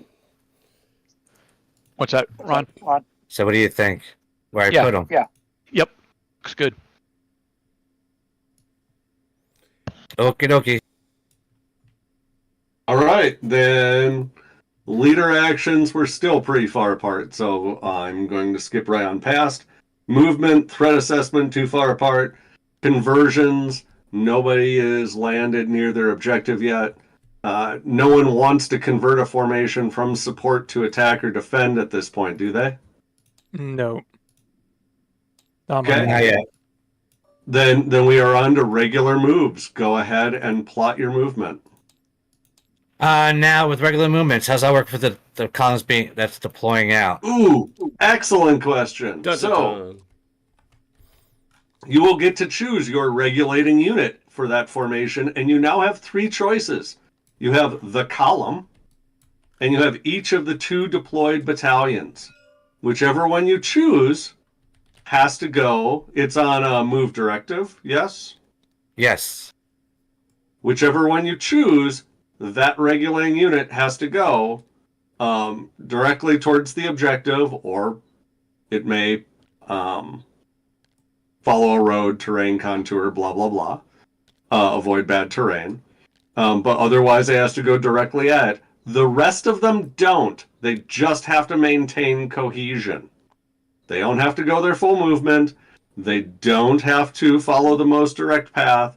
They just have to end cohesive. And as far as movement rates go, the column is still moving at 10. The deployed units are moving at 8 for the infantry. Oh, so So I have a choice between moving. All right, let me get this straight. I have a choice between moving the deployed or the column. The whole thing is going to move. The question is, I got. which one has to comply with the directive? The directive. All right, which is the move. So if you move I the gotcha. 1st Battalion of the 7th Leger, it's going to go straight at the objective, right? It's not on a road. It's going to go straight forward until it hits that stream. They are deployed light troops. They are going to ignore the rough terrain of the stream. So they have 8 inches of movement, and they're just going to sail forward from where they were. And they may end anywhere within 3 inches of that objective. They can go past it. They can stop before it. They just have to get within 3. Be aware, they will convert. That whole division will convert to defend this turn. So however far forward you get is going to be as far forward as they go until they're going somewhere else and have a new order, new directive.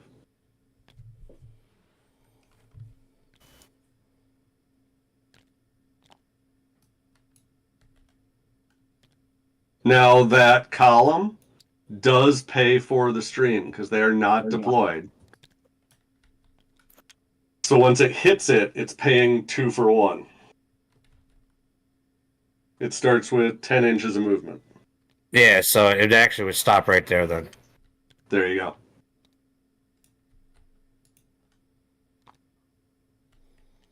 While the movement is made, I refer those who are seeking to do surface mapping of the Great Prune Bear to this photograph.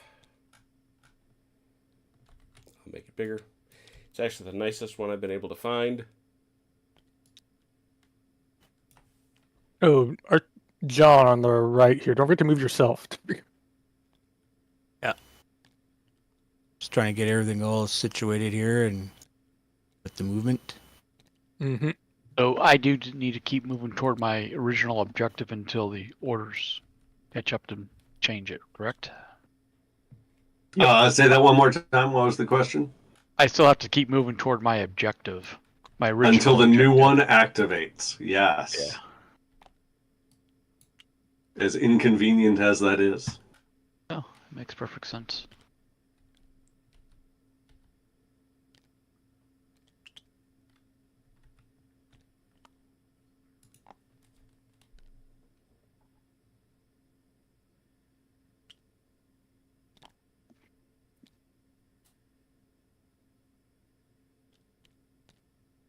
You can think of the command phase as your decision-making phase.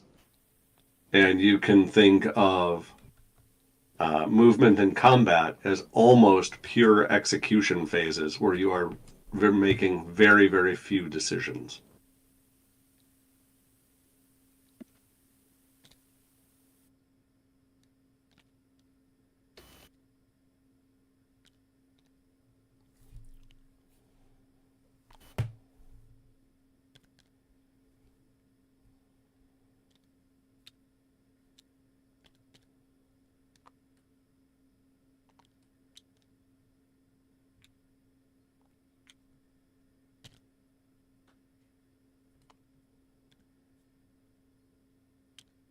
I feel like this is a YouTube experience that would benefit from having picture-in-picture. Well, it actually, check this out. You So can't if you maintained like a shot of just the overhead of the table the entire time, Mhm. and then you had your other one zooming in on whatever was interesting at the moment. I'm doing it right now. Are you? Okay. There's a spyglass or magnifying glass feature. I am watching Dalinor move through his take it through his paces. I'm now looking at OJ. All right, so this is going to be fun trying to get this so this way and then this way. So that's all going to be doubled. Yeah, I mean, just pay it at double. Yeah. There's 5, net 5, right?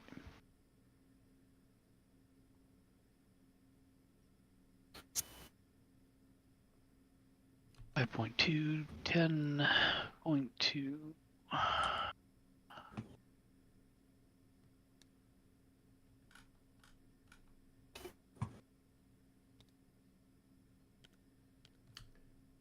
Am I correct that you have reached your objective over there, Grim? I have. Ooh. Dramatic. Where is... Oh, so you... That's right, he was stalled a little bit. We need the dun-dun from Law and Order for that.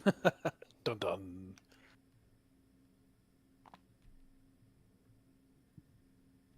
The only sound effect for Law and Order.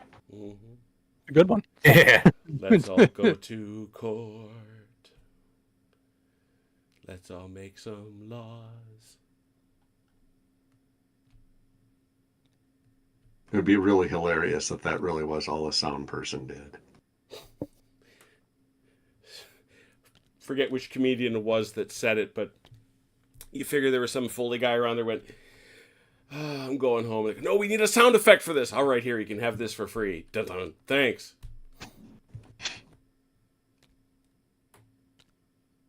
Good night, Ian.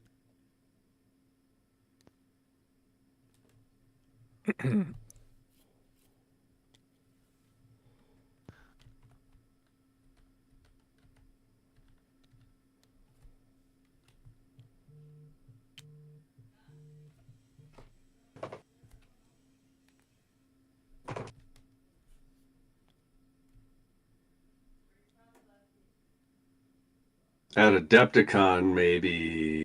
Oh, it was in the before time, before the long, long ago. But, That count, Jim?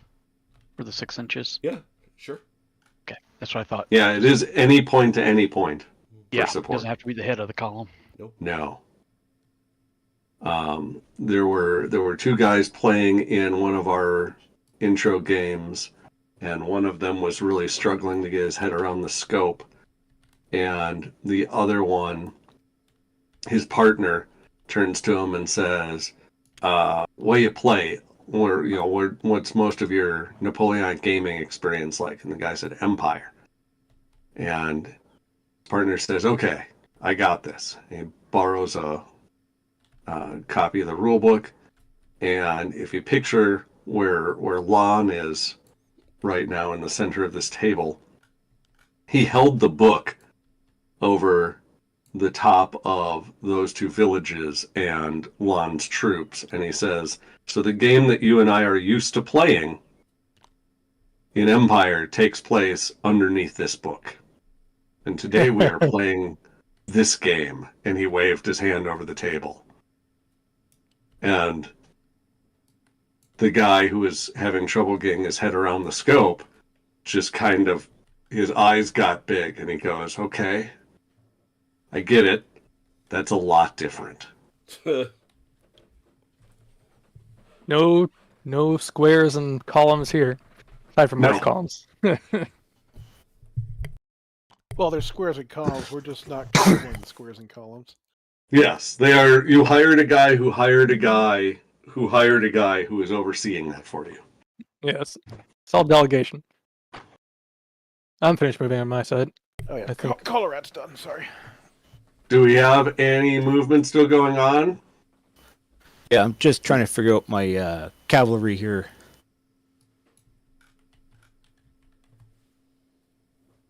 Six, And they're moving 7. 12 inches. So you got 5 But left. they will be paying for that, yeah. So you'll get like right there, which is basically perfect. Which is basically perfect. Yeah. The cavalry commander will be right back in behind him. Basically right where you want to be.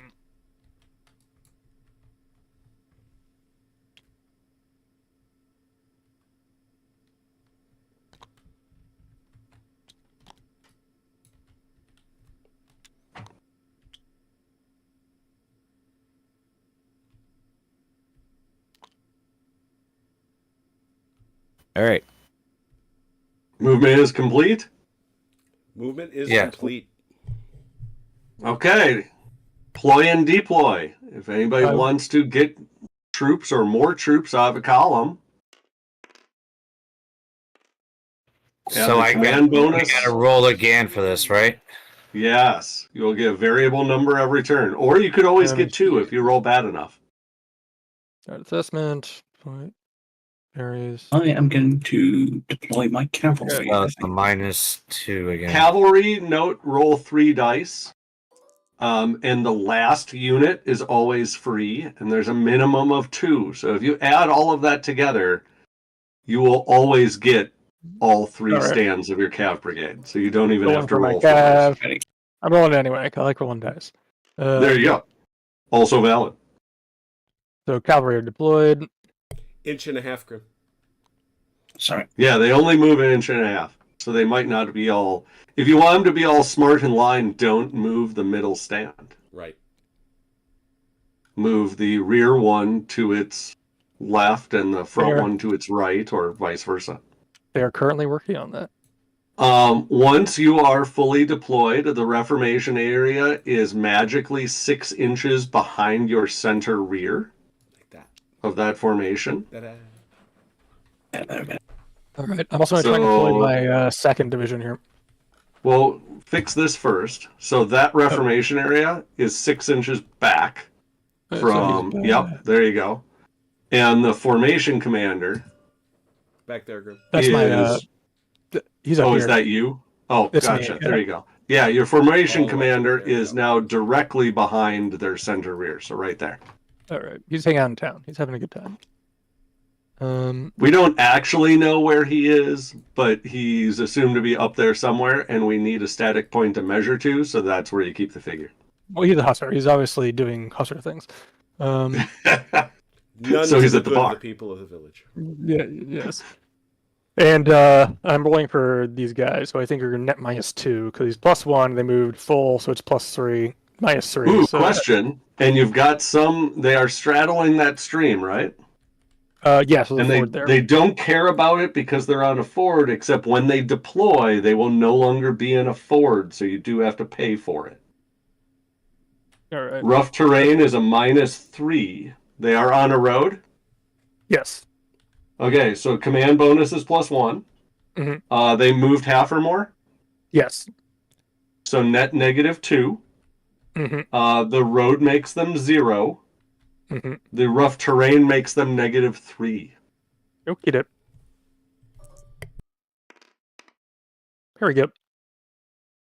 And you But get a maximum. Well, you're so 10 minus 3 is 7, so you will get 3 stands. Fractions are dropped. I figured. 3 stands, you said? Yep. All right, that'll have to do.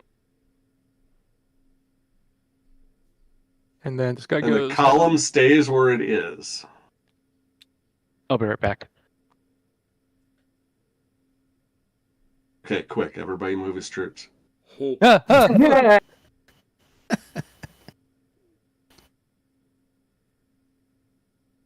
Getting 3 battalions up here. Excuse me. Do we have any more deployment, or is all the deployment done? That's it on my end. Colorat's done. It's on my end. Okay. Same on Sounds like mine. we're good. Then we are on to One the quick combat phase. Oh, One- yeah, go ahead. One administrative thing. Doug, I missed your chat message. You will want to join Team Jokers. Do you see how to do that? You will want to join Team Jokers. I suspect the chronologist and James are already chatting with each other. There is a team text chat feature built into TTS that we always use if you're on the same team. Okay, and how do I access that? Click on your name. Yeah, you click on your name. Right-click your name. You change team, and I've put you on Jokers. There you go. You will now notice that in the chat window at the lower left, there's a game chat and a team chat. Make sure when you type, you are in team chat, unless you want everybody to know. Oh, yeah. No, it's just like playing in War Thunder and World Warships. So, same thing. Same idea. Cool. Thanks. You bet. Oh, Now, there you go. Dave. There you go. Okay. Now, Dave, since I'm within 3 inches of my objective, these all change to defend? Excellent. Yes. So those will they are. What are they currently on? Move. 2 are on move, 1's on support. The support does not have to change. Okay. The support can remain on support, which I would tell you is probably a good idea. The others do automatically convert in the combat phases conversion step to defend. And then your reformation area for each one of those formations is frozen. Holy crap, they're frozen all the way back here. Yes. That is why your objective is the furthest possible extent you might reach. It is not your center of mass. Right.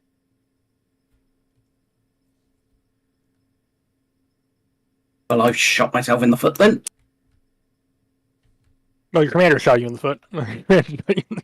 Yeah, blame your army commander. It's his Always blame the other guy. That's why he can give you new orders. Battle of Ostronovo, the reports from the 2 Russian corps commanders who are present, each one of them claims to have been running the rear guard and orchestrating the battle. One of them even goes so far as to, one says that his peer was not involved. The other one says his peer wasn't even present.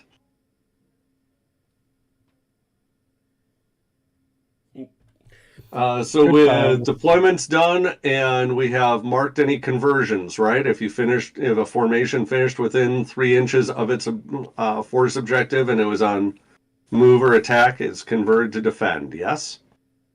Doing that right now.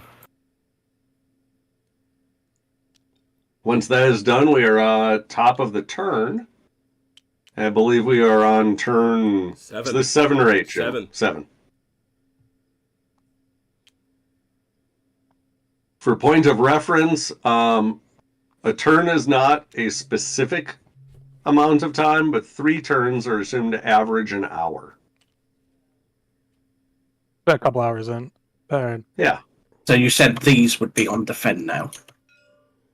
They're not even 3 yet. They're not within 3 inches Okay. of the objective, so they continue on whatever they're on. That makes sense.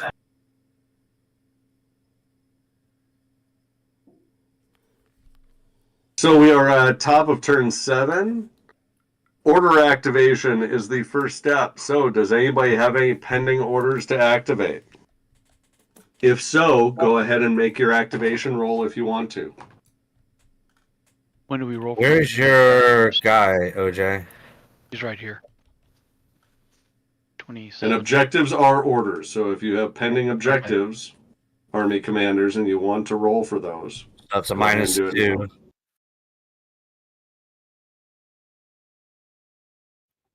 Plus 2. I think you're net +1. Yeah, it's actually Why? because he's a +1. Remember? I'm a plus 3. Oh, He's you're a plus +3. 1. Oh yeah. Oh, that's right. You're slightly better than I am. I'm French. I'm a plus 3. You're- No, yeah. Eh. Yeah, now that I said it, I gotta move my Net die roll. +2.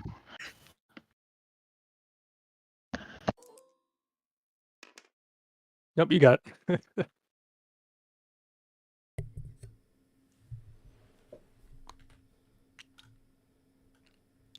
And don't forget to pull the old real objective.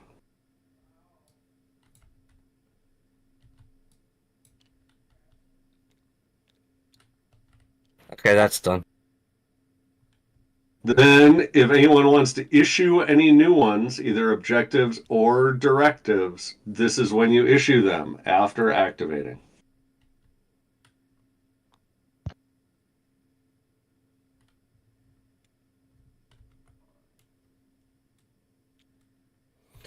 Tommy, supporting units don't necessarily deploy. In fact, in some cases, it's a super bad idea to have them do so, but they can.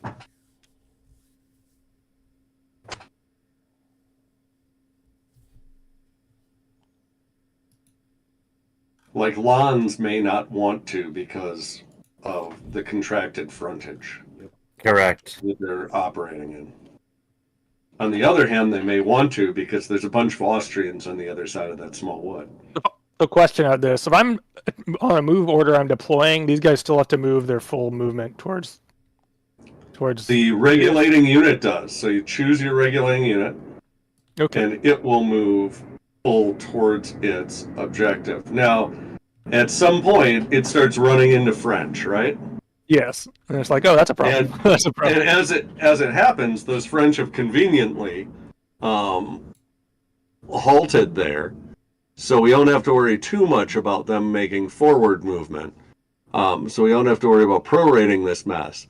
But your incoming Austrians may halt anytime they threaten the enemy. They must halt anytime they are threatened by the enemy. You threaten out 3 inches with infantry. So if you get within deployed columns, I don't believe threaten off of their front for skirmishers because they are in a road column. But the deployed troops you will halt at 3 if you get within 3 of them. Deployed column you may. In no case may you touch them. Got it. No I touchy. I will consider this then.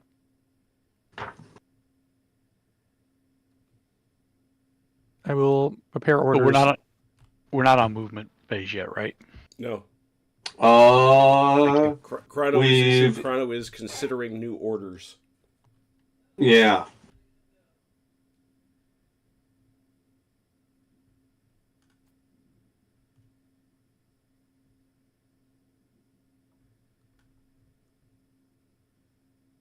And yeah, let's do that. I'm putting them out. I'm not activating anything. I'm just like, okay, that's good. The column does still threaten off of its front stand. Got it. It is only that stand, and the arc for threat is 45 degrees off their front. Understood. So we have new orders issued, correct? Yes. Leader actions. At this point, some people might want to do some things. If you look at the list of leader actions in the blue leader actions table, there's a whole list of a half dozen, but the very last one is commit, displace, or recall an asset. The artillery of the division is an asset. If you want to get the artillery out of reserve, which is where it's considered to be right now, and into action, you would roll to commit it. It's the same command test you were doing before. So it's yourself plus the target NPC minus distance penalty if there is one, minus proximity to the enemy, though no one's close enough to the enemy, so there's not one there. When you commit it, it gets a free move. And it may move in any direction. It may remain limbered if it wants, which means it would get to move again during the movement phase. But it must end cohesive, and it does pay for terrain. Artillery may not move through dense terrain. So once it leaves a ployed column, deployed artillery may not move through dense terrain. So the artillery here, for instance, has lots of options to get out of that column and shoot forward somewhere. The artillery here has Not so much. basically no options to get out of that defile. Does anybody want to perform any leader actions? Not for me at this time. Not at this time. Okay. Then I believe we are on to moves. Nobody is within 3 inches of the enemy. No artillery is out, so nobody has to worry about being at 6. Odd conversions. Yeah, I don't see any that likely apply. So on my defend orders now, they have to Yes. stay, right? Oh, your problem is where that reformation area is, right? Because you have to maintain cohesion to it. Correct. So these guys can move. They've got each one of these deployed stands has got 8 inches of movement. However, they can't break cohesion with the column. And the column can't move away from the reformation area. But So I you can can move this shift. way. You certainly could. You could even bend the column if you wanted, but it bends from its head like a snake. Right. So if you wanted to, you could swing the head of the column this direction and then move your deployed units to a position cohesive with that. That would be perfectly legal.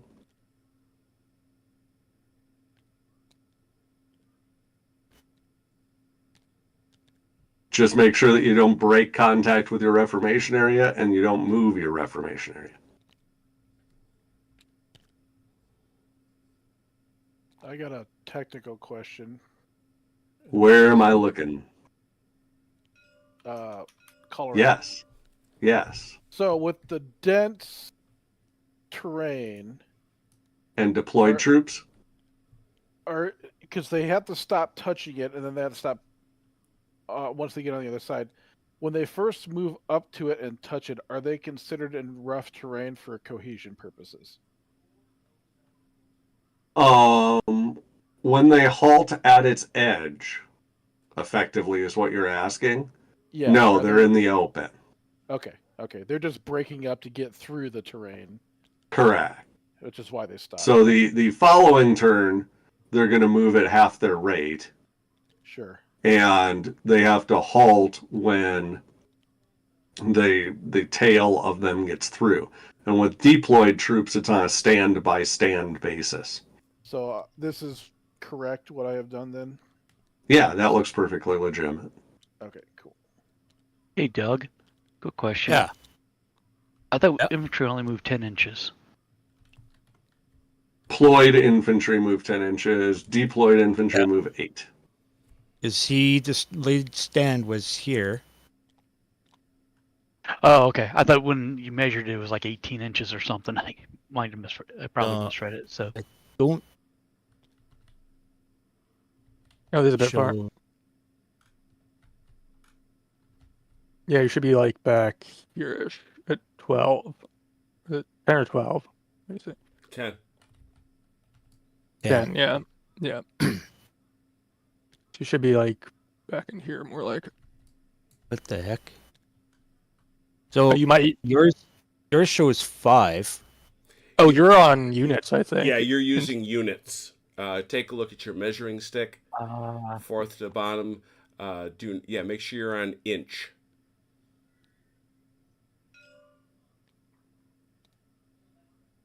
sorry, I wasn't Otherwise, trying it's to be mean or anything. I was just like, wait, did I miss something? well. You see, if we were playing Bruce Corey's rules, then the Yes. French would simply have longer legs and Right. walk faster. Or if Yes. it were Shako, they would be allowed to change formation and move.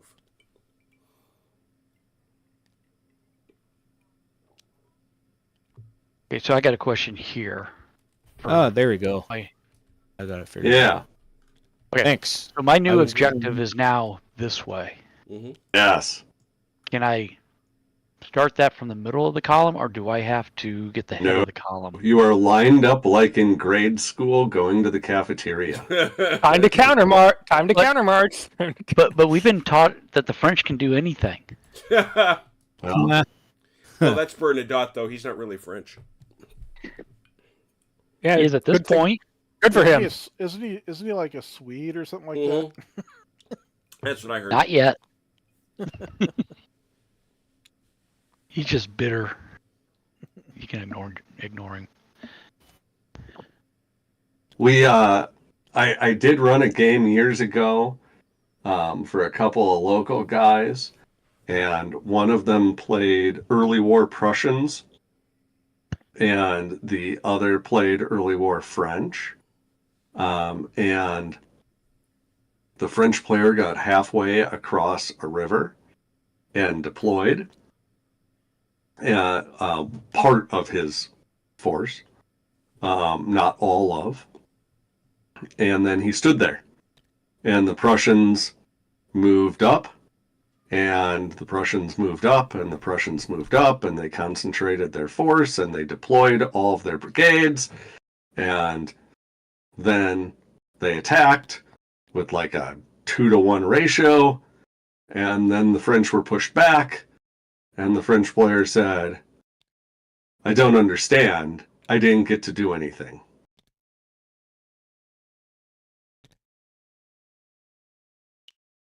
Okay, so what exactly do I need to do to get these guys move in the right direction? We're talking these here, correct? Yes. Yes. So, temperature. you've got a couple options, none of which are, well, I don't know. You might think some of them are amazing. You can certainly do what you just drew. That was me. That's sorry, I'm legit. moving around. Yeah, you could certainly do that Okay. and simply take a hard right. It looks like, is that a ford there? There's a Looks fort like it's here a fort and a there. fort here, but it's So going to be you a 5-inch cost for like the entire column for a while. Yes. So it's going to be slow, but it's going to be direct. Sure. So Okay. you can I certainly do do that.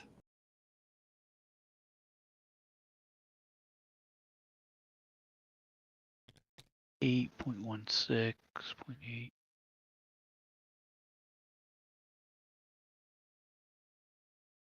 Good old countermarching. He's sitting there like, you could have told me this before I got my column across the river. Before I got my I'll be right back. Got the orders a little late.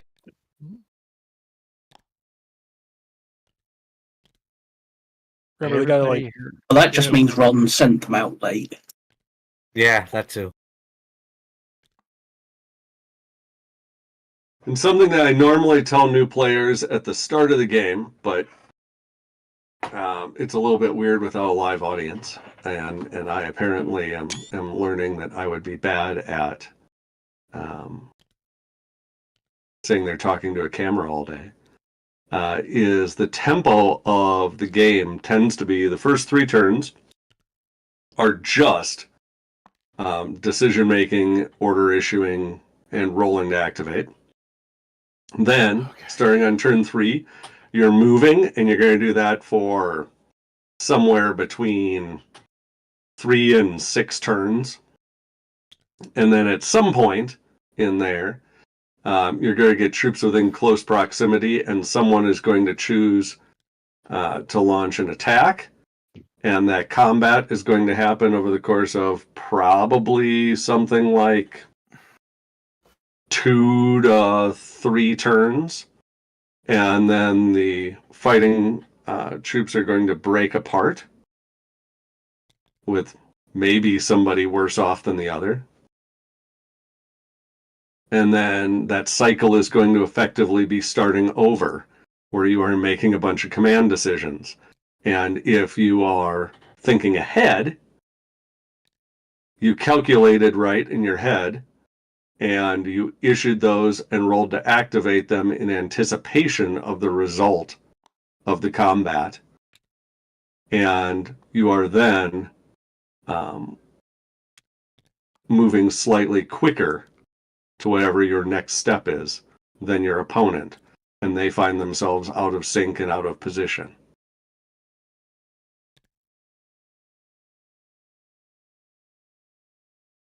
And I will tell you that ESR is by its nature a very unforgiving game that way. Once you are in a bad position, you are kind of stuck.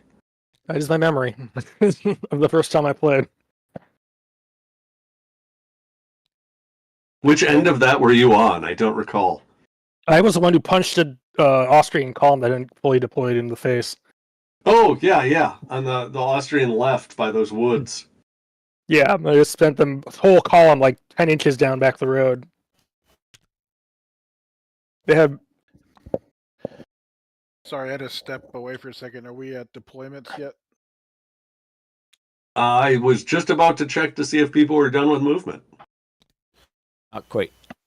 I am.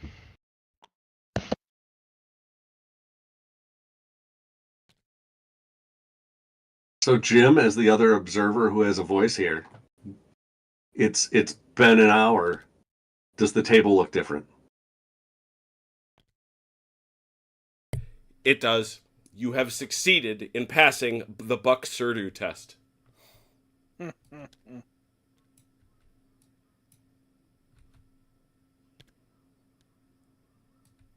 always find it fascinating when players choose to subdivide the table into separate engagements, and when they don't. Mm-hmm. He says it naturally happens a lot, and it's kind of naturally happening here. I tried not to do that, but we'll see if it works out.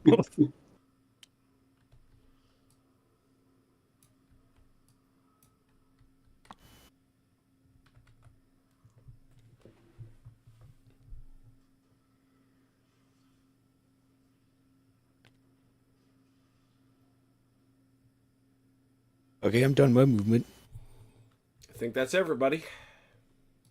Wonderful. Then we are on to deploying. So go ahead and make your deployment rolls. All right, so I moved half. I assume more and more of you want to. Let's see. And remember, it is the regulating unit that determines whether or not you have moved half or more. So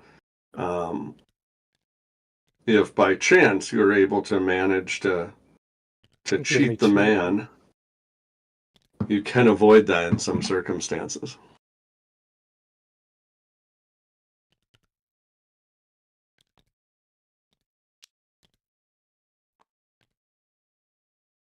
Ron, you'll deploy someday, I promise. I know, right?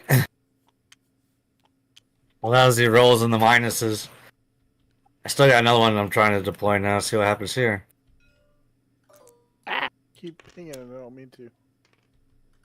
That one wasn't so terrible. That wasn't so bad. Just 3 that time.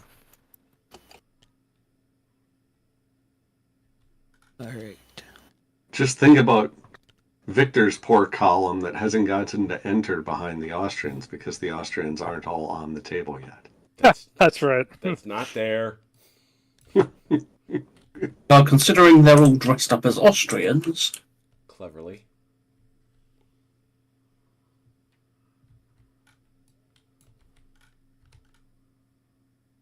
That's Gudin's surprise.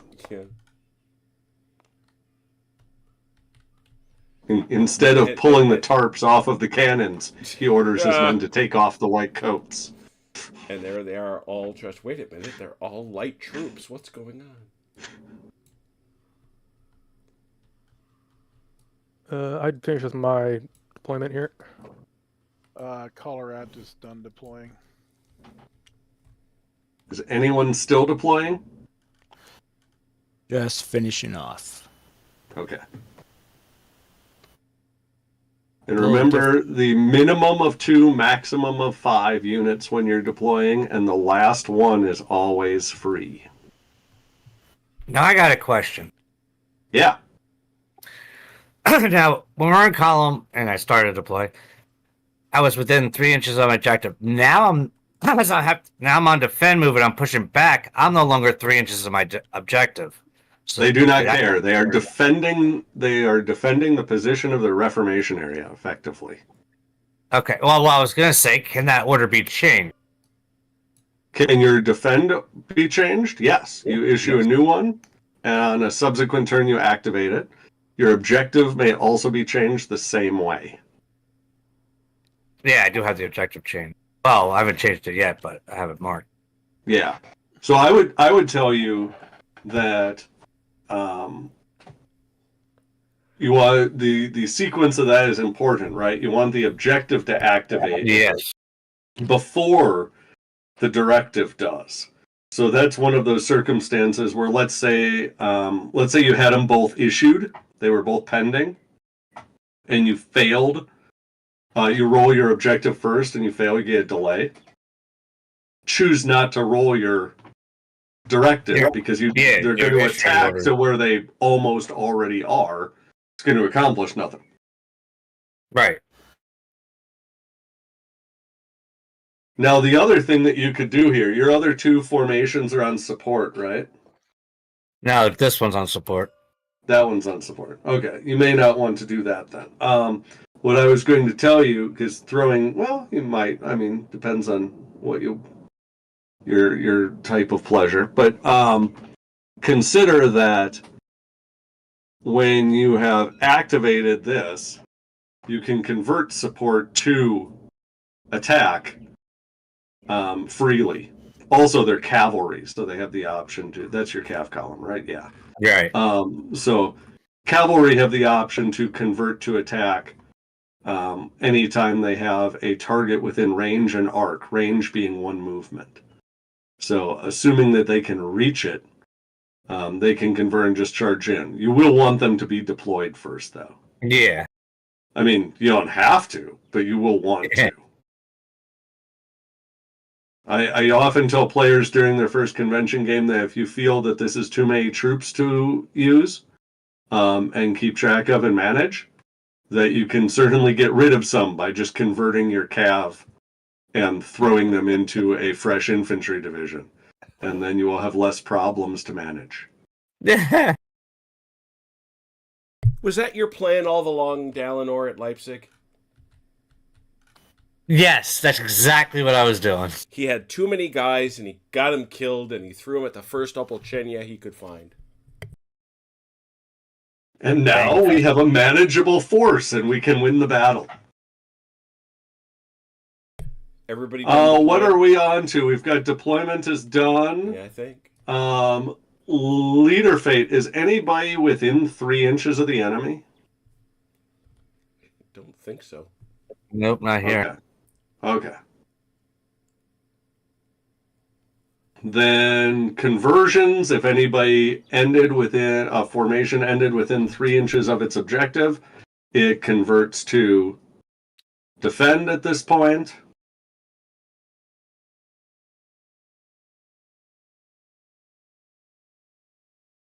It would seem not. And doesn't look like it. Then I believe we are on top of turn 8. Accurate. Activation of orders. If anyone has pending ones they want to activate, they would roll for that now. I will roll for 1. That will do it because he's not at And that 12. will do for me with the objective. I forget which one I put as an objective. I do like the clown faces. Clown faces are glorious. Really, I like the portraits. That's nice. That's not something that you can practically do with physical. Certainly makes it clear whose order it is. I suppose you could do it with homebrew, but... My div commander here would like to call his artillery up. So, he doesn't do much of anything, because he's just a silly, empty-headed NPC. But you could tell him to, via leader action. I will then. Make sure that if there are any new orders you want to issue, do that first, and then move on to leader actions. But presuming that there aren't, go ahead. Yep. All right. It is done. Something to know about leader actions, since we're starting to do them, is they are pass-fail, and you get to do them until you fail one. So if there are 3 of them that you want to do, pick either the easiest or the most important first. When you commit artillery, it gets a free move at the deployed rate. It does have to pay for terrain, and if it moves through any friendly troops, it pays double, just like rough terrain. Okay, as far as he's going to get, I think. You're going to want to leave it limbered, but so people know, when you commit it, you may leave it limbered or unlimber it. Unlimbering is free. All right, he is going to remain limbered because he's not in a good spot yet, but you know. The rest of those are still in column, correct? Yes, so this come up like then this. That does move up, correct. They do have an attack right now, but I assume it stays. It's supposed to stay with them on attack. It has to stay attached to the column. The column is continuous. Okie doke. I can't remember. What was the order that prevents this from going like an anchor? Defend. Once they go on defend. Okay. What are they currently on? Both. Okay, so they're going to move now. They may end their movement anywhere within 3 inches of that objective. They can move 3 inches past it. That's perfectly legit. But they will subsequently go on defend.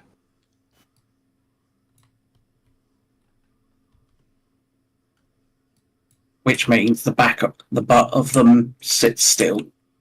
Correct. Once that happens. So this turn, right now, they are going to go ahead and shuffle forward.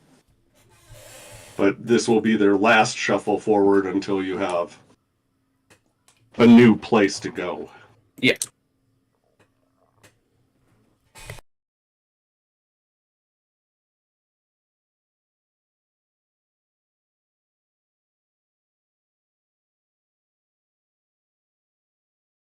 Someone in the chat said maybe ESR is the solution. I haven't panned back far enough to see what the problem is defined as.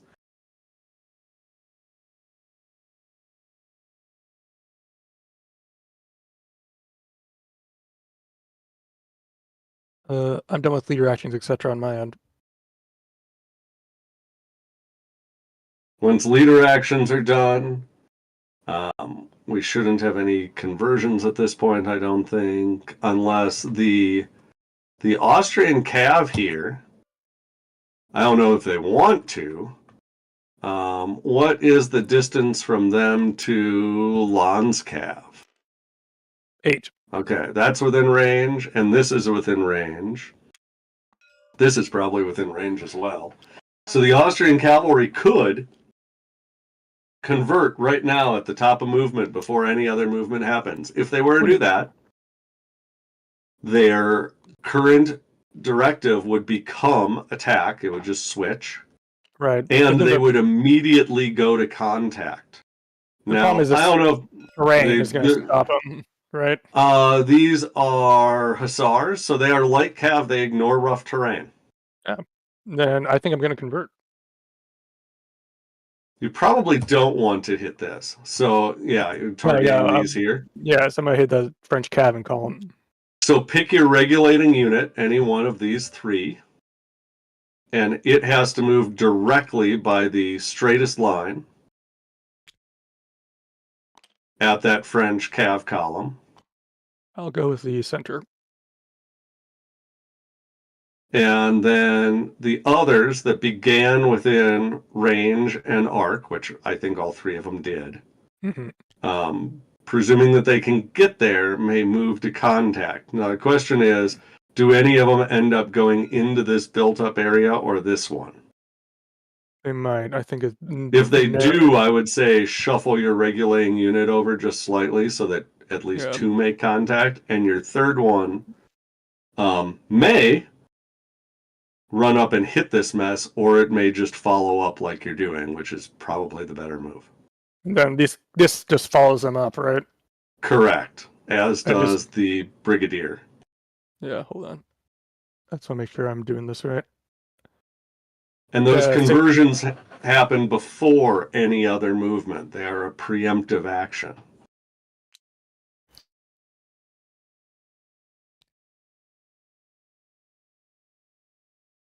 Do-do-do.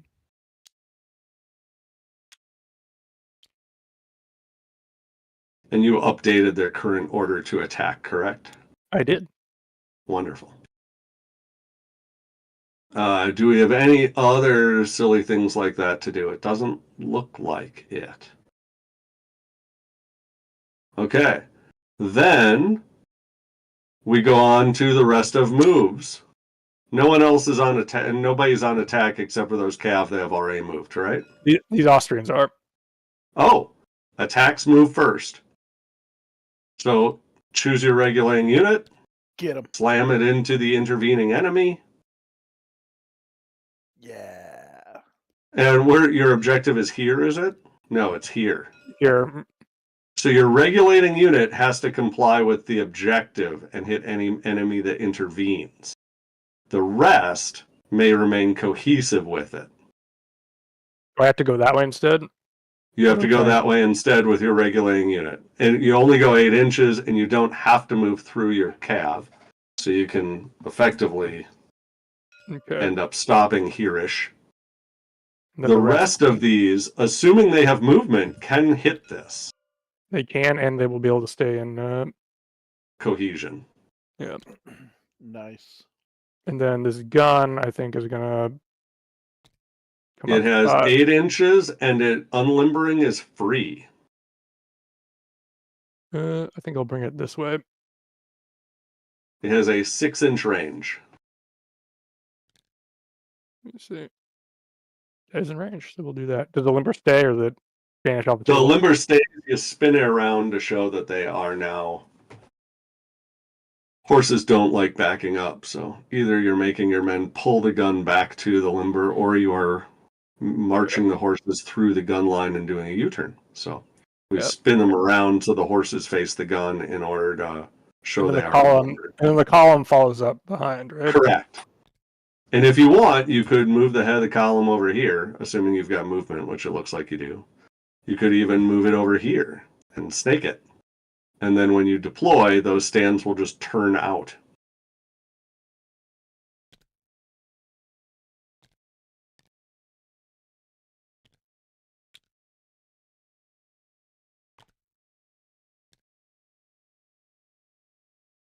And this guy follows up behind. Okay, that was my attack. Then everyone else gets to move. Units that were contacted are stuck. And remember, a column is treated as one unit for the purpose of movement. So this column is stuck. So this is stuck because it's deployed, but these guys are next to it can still. So the deployed troops, only the stands that are contacted, physically contacted, are stuck. So that one is stuck. This one is not. This one is not. This column is not. Okay. And what are they currently on? Move. They are were they within 3 inches of the? They got had to have been changed after within- I changed the objective. before they.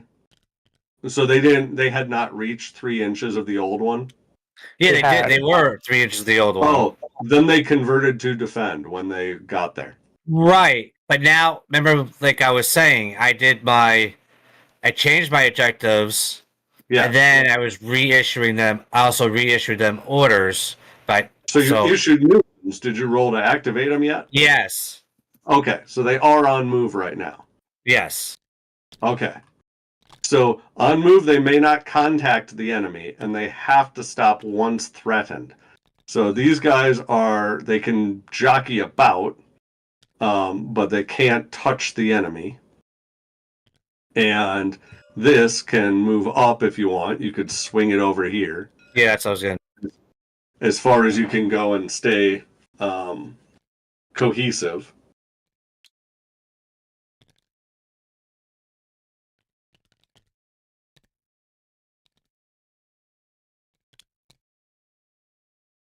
How are our flanks developing?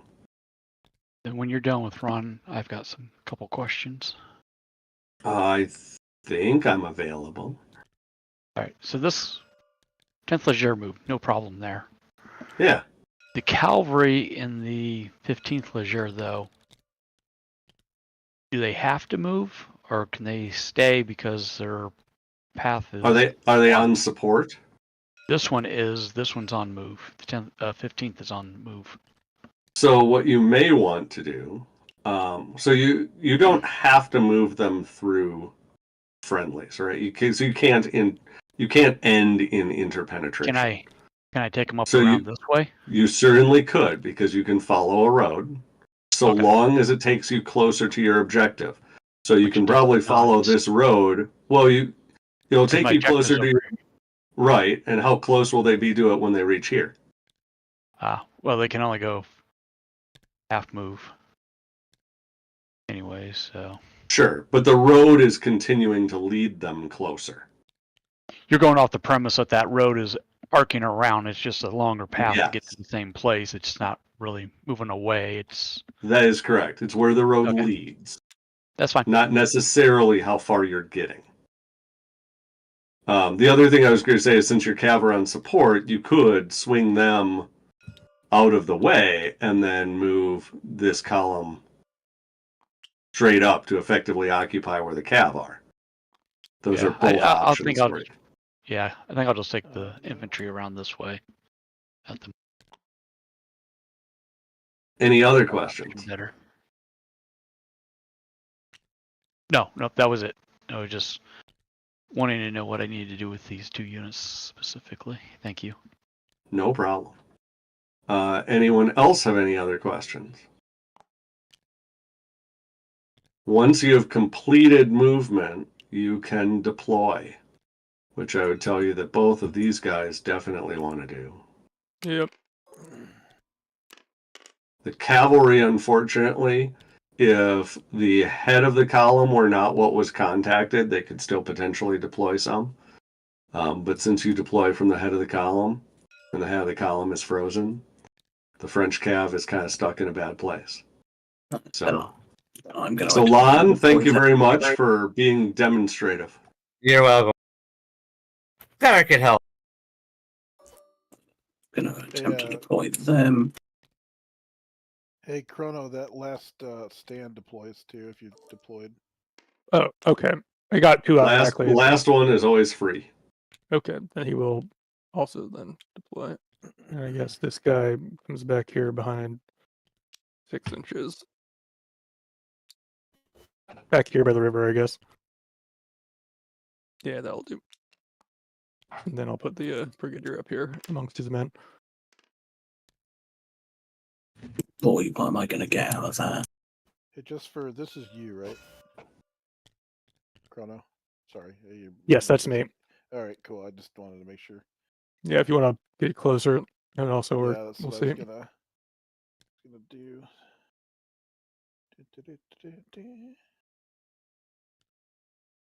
Probably start preempt. Well, a bit late now. We'll see how it goes.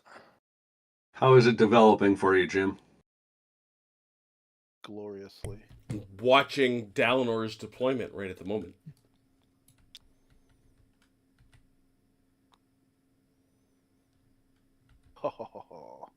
How is your loop feeling? Ron has better move quickly because he's stuck in a bad loop right now. Let's have a look over here. Yeah, a little bit. Can't quite decide yet what's going on here on the right. The French right or the Austrian? Sorry, right? French right. Ah, Same attitude about the French left. with the French left, it looks like they're going to argue over one river. It's unclear on the French right how many rivers are going to be argued over. They will argue over many rivers.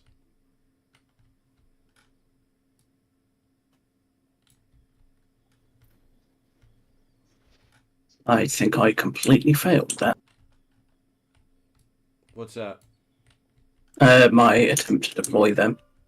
We always get two. You always get at least two. Yeah, you always get two. You get half your modified die roll result with a minimum of 2. So even if you roll snake eyes, you get 2. Yep. It does happen.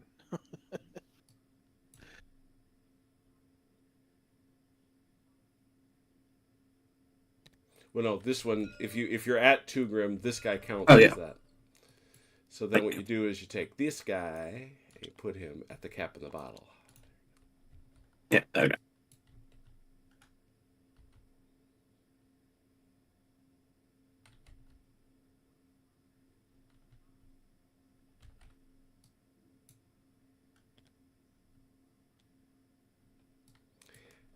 Everybody set? Everybody good? Everybody done? Yep. So I'll attempt to do them as well. Chrono and I are just trying to figure something out here. Yeah, take that like right left hand road up, and then hang a right when you get up there. That should be at least 3 Grim, I would think. That right left-hand road up. Yeah. I want you to take There's a 2 right. roads though. Take a right at There's that two- big there's- jack pine there. And this is why no one ever got lost to taking the wrong road during this era, right? Right.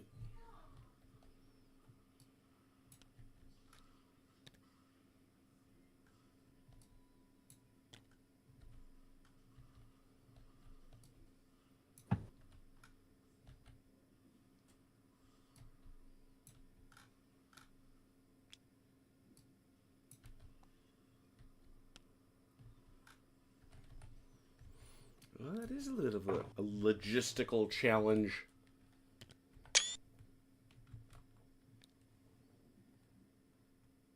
A lot easier moving the miniatures than trying to play here. I tell you that.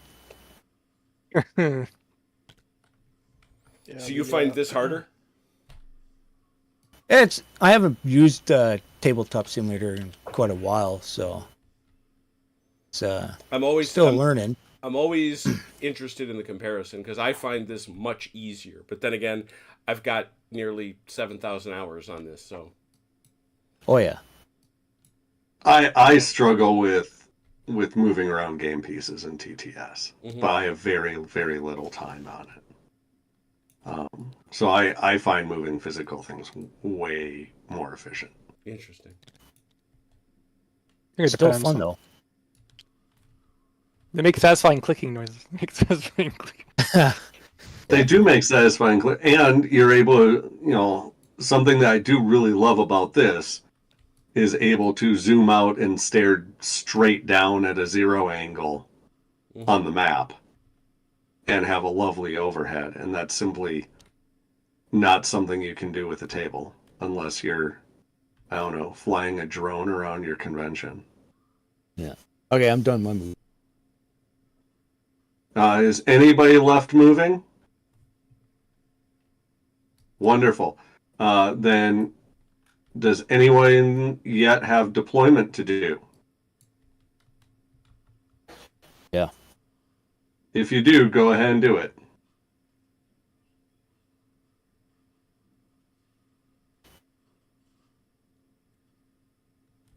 You are incorrect, Robert. You are drunk at a convention and have no capacity to judge. Good. I hope you guys know each other. That's the Robert you met. I figured. Yeah, the table looked nothing like this an hour ago. Yeah, he's that is a classic Robert. Go home, you're drunk.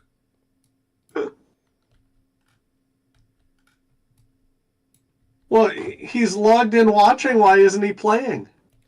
Yeah, Probably on his phone. He's down at Little Wars. He's watching on his phone. I know. But well, so I'm sure Steam makes this for. Oh wait, no, it doesn't. I'm pretty sure if That I would be- placed my phone would overheat and explode. Well, talk about manipulating the game pieces would be a terrible experience. Trying to do this with your Oh, yeah. phone would make me Yeah. hate my life. Yeah, I keep these guys deploying, but Yeah. not these guys yet. So. No.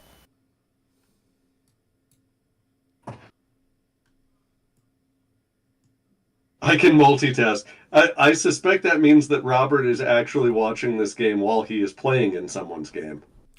Well, he also has been running games.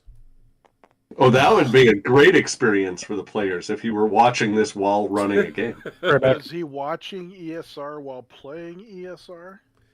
No, That would be fun. he is playing. Well, he has been running Fletcher Pratt. Oh, well, then he does have time to watch this while he's playing. Yeah, except running. if he's the umpire, likely not. Yeah. Nothing quite like being the umpire in Fletcher Pratt and having to tell everybody to leave the room while you frantically measure.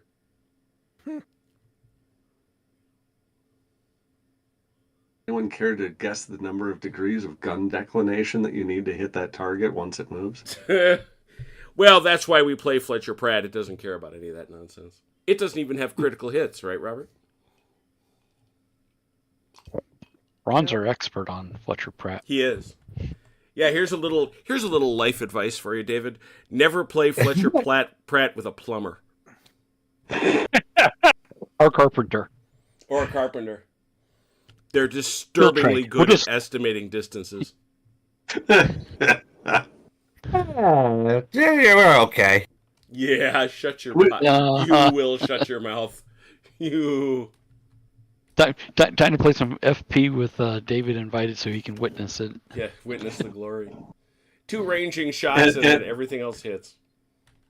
At almost every public game of this that I've ever run, someone has asked if they get to pre-measure. And my response is always, yes, you are either a professional or standing near one. Because I have very good eyesight. Someday I won't. And I don't think I should be penalized for it. I have good eyesight now, so I wear glasses. Are we done with deployment? Yes, I am. I am. Everybody good? Yeah. Then I believe we are on to the combat phase, and we have some leader fate. Leader fate. Because we have threatened commanders. We've got one here, threatened by the artillery. We have 2 of them here, since the cavalry in contact. And we have 2 of them here, since the infantry are in contact. The formation commanders are assumed to be somewhere in their division. We don't know exactly where. So they could be harmed if any part of their division is threatened. So, Lon, why don't you give me a roll for this one? The leader fate table is, I believe, the last of the read combat tables, but the short of it is you are looking to see if you roll snake eyes. If you do, you get to roll again to see what happens. Oh, great.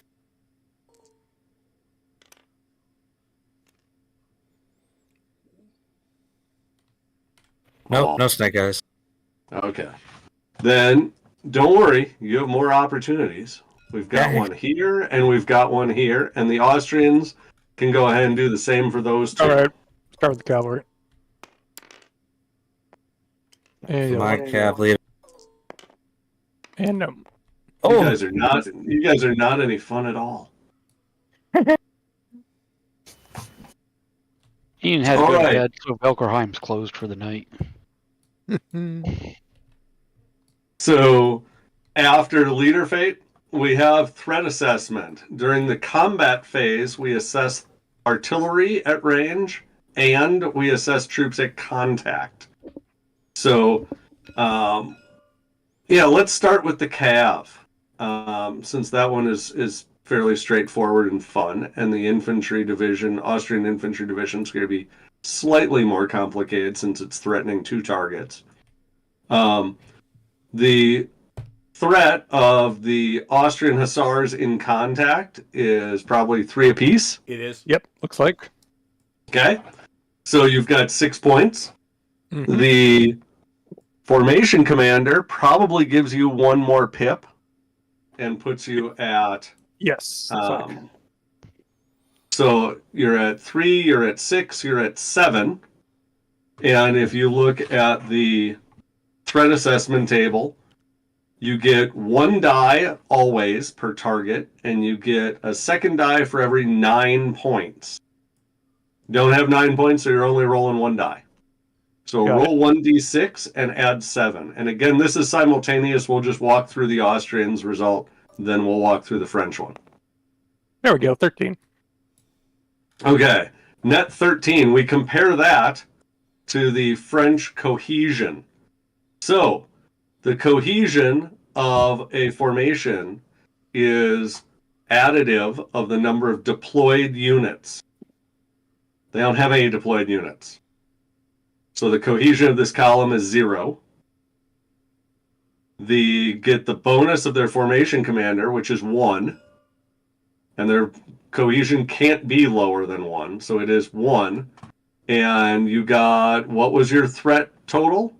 13. So 13 times 1. Why that's 13? So they take a multiplied result of 13x.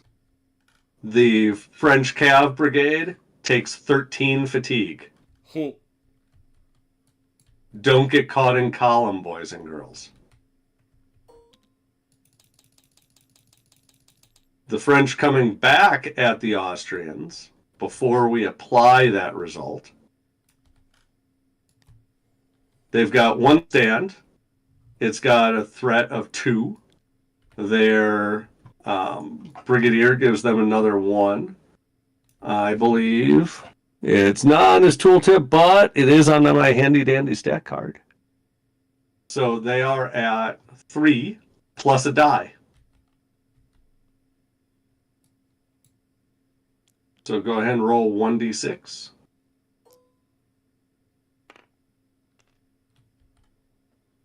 So you got 6 compared to the Austrian cohesion, which I think it's 3. how many guys are standing in the stream? I think all of them All are. 3? There are. Does lights count there? No. So light cavalry, their cohesion, if you look at their stats, their Mhm. cohesion should reflect that Shows they a- only shows dropped a to, I half. can't see, there's too many hands. It shows a But it half. should drop to 0.5. Yep. Okay, Yeah. so they If the cav were not lights, it would the rating would be a quarter. So this is okay. better.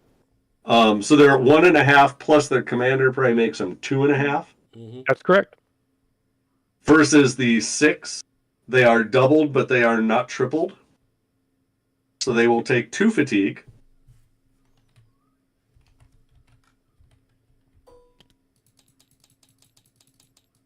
and the worst result applies theirs first.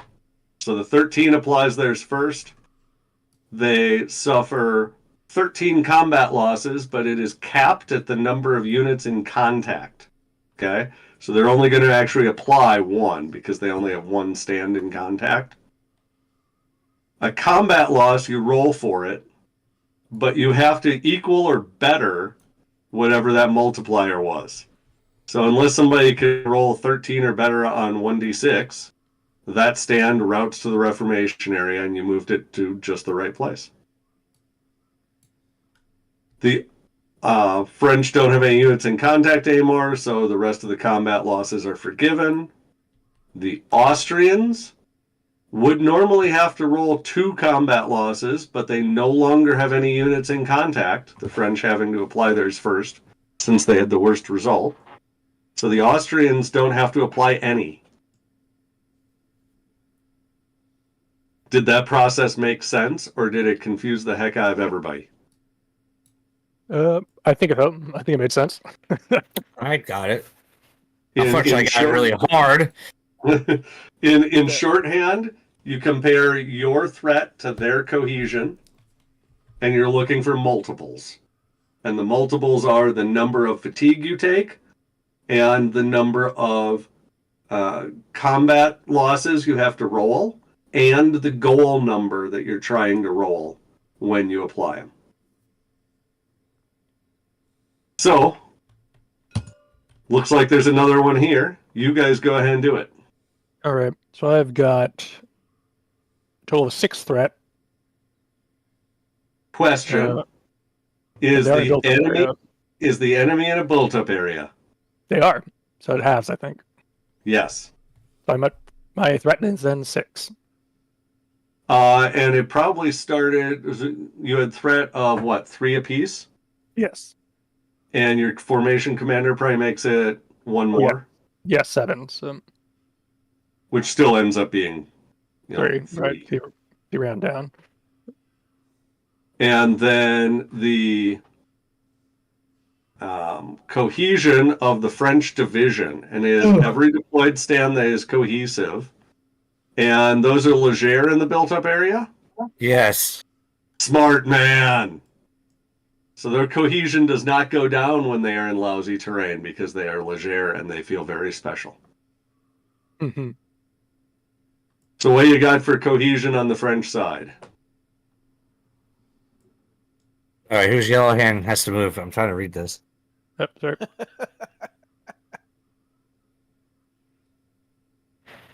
My cohesion, I guess, would be, let's see, 1 in the town. So then 1. That's 4, 5, 6. I think it's 7. 1, 2, 3, 4, 5, 6, and then plus the And then the commander leader, is 7, yeah. Yes. So your cohesion is 7.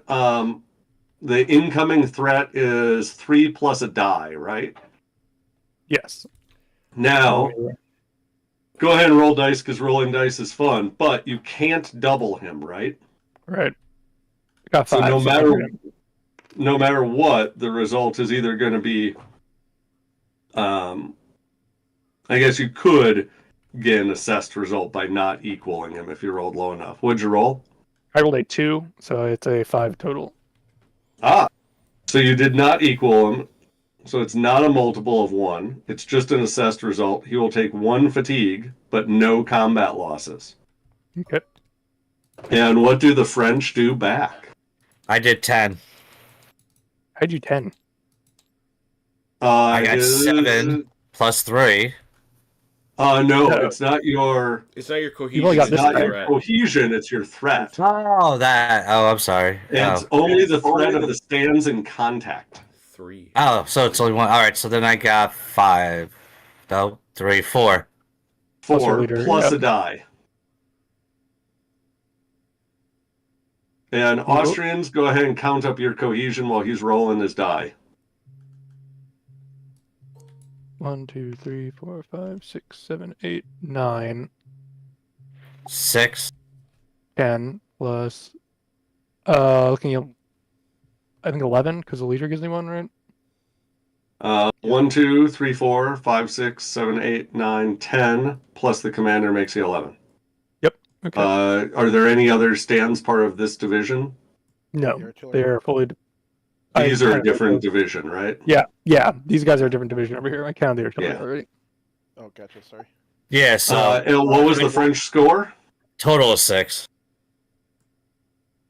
Ooh, only rolled a 2. Yep. So the Austrians also get just an assessed result. So they will also just take a fatigue. They will also not take a combat loss. So the stands that are in contact next turn during movement, they're stuck there. They're just fighting. Bang, bang. So basically, next turn, everybody just piles in. Yes, exactly. Now the Austrians also have got this artillery battery here, whose target is obviously here. The artillery threat at range is the first number, the leftmost number, so it's a 2. There are 2 for all of them as it happens. Mhm. Can they see over this? Can they see over the single tree? Oh, is there? There's I'm a hillock not. there that you have. There's a small hillock, but they can also Oh. go that way or that way, honestly. So. Yeah, they just have to have any line of sight. So in the scenario that is ECML and defines the terrain, these are all low and rolling hills. Ah. So unless you are up and down, I suppose, you don't really have a problem. Okay. So for it's same thing again, except I don't believe the Austrian commander has any ranged threat bonus. No, he does not. So you've got 2 points plus a die, and you need to equal or better a whole bunch, and you're not gonna. Yep, 6 only. So they take a fatigue because the lowest result you can get from a threat assessment is to be assessed, and you take a fatigue from that. Like in Texas Hold'em, something always changes.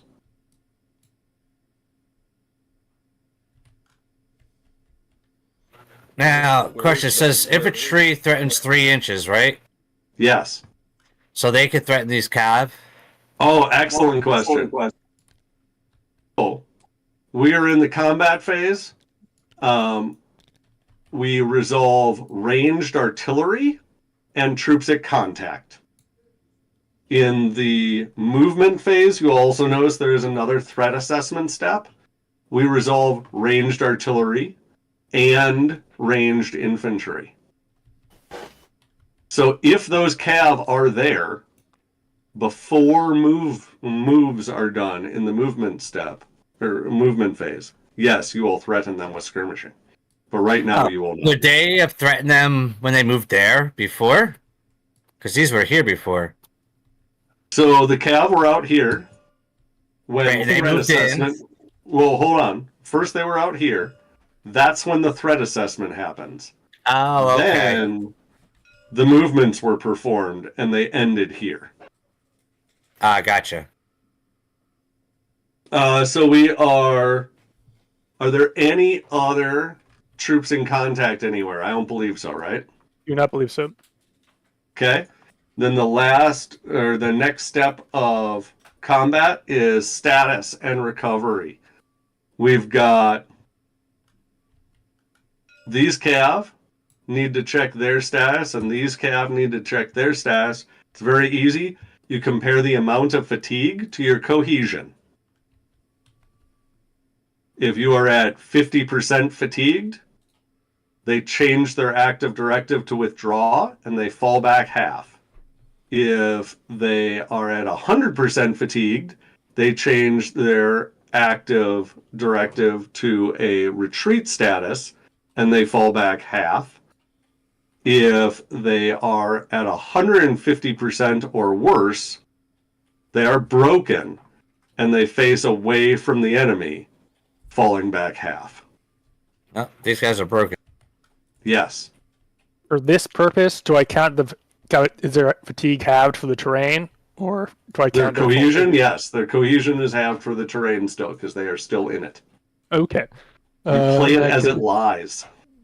I'm at half then, I think, because I'm at 1.5 plus 2. Well, yeah, I'm greater than 50, less than 100, so I'm going to be withdrawing then.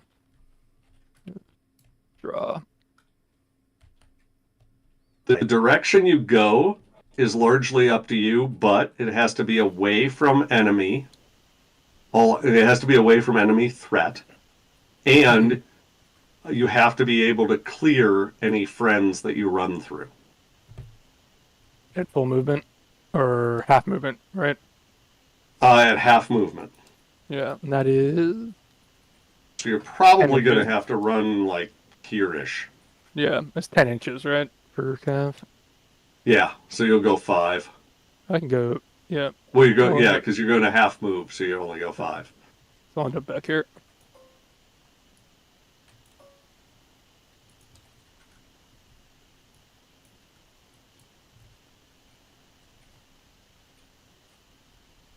My rally I area. don't have a broken marker. Oh. I suppose There we my rally go. area. There's the broken marker. Where you at?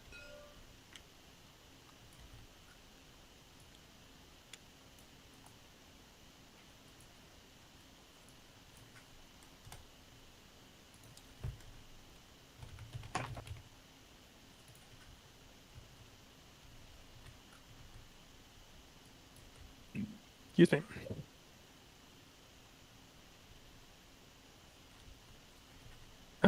Okay. That was pretty simple, I suppose.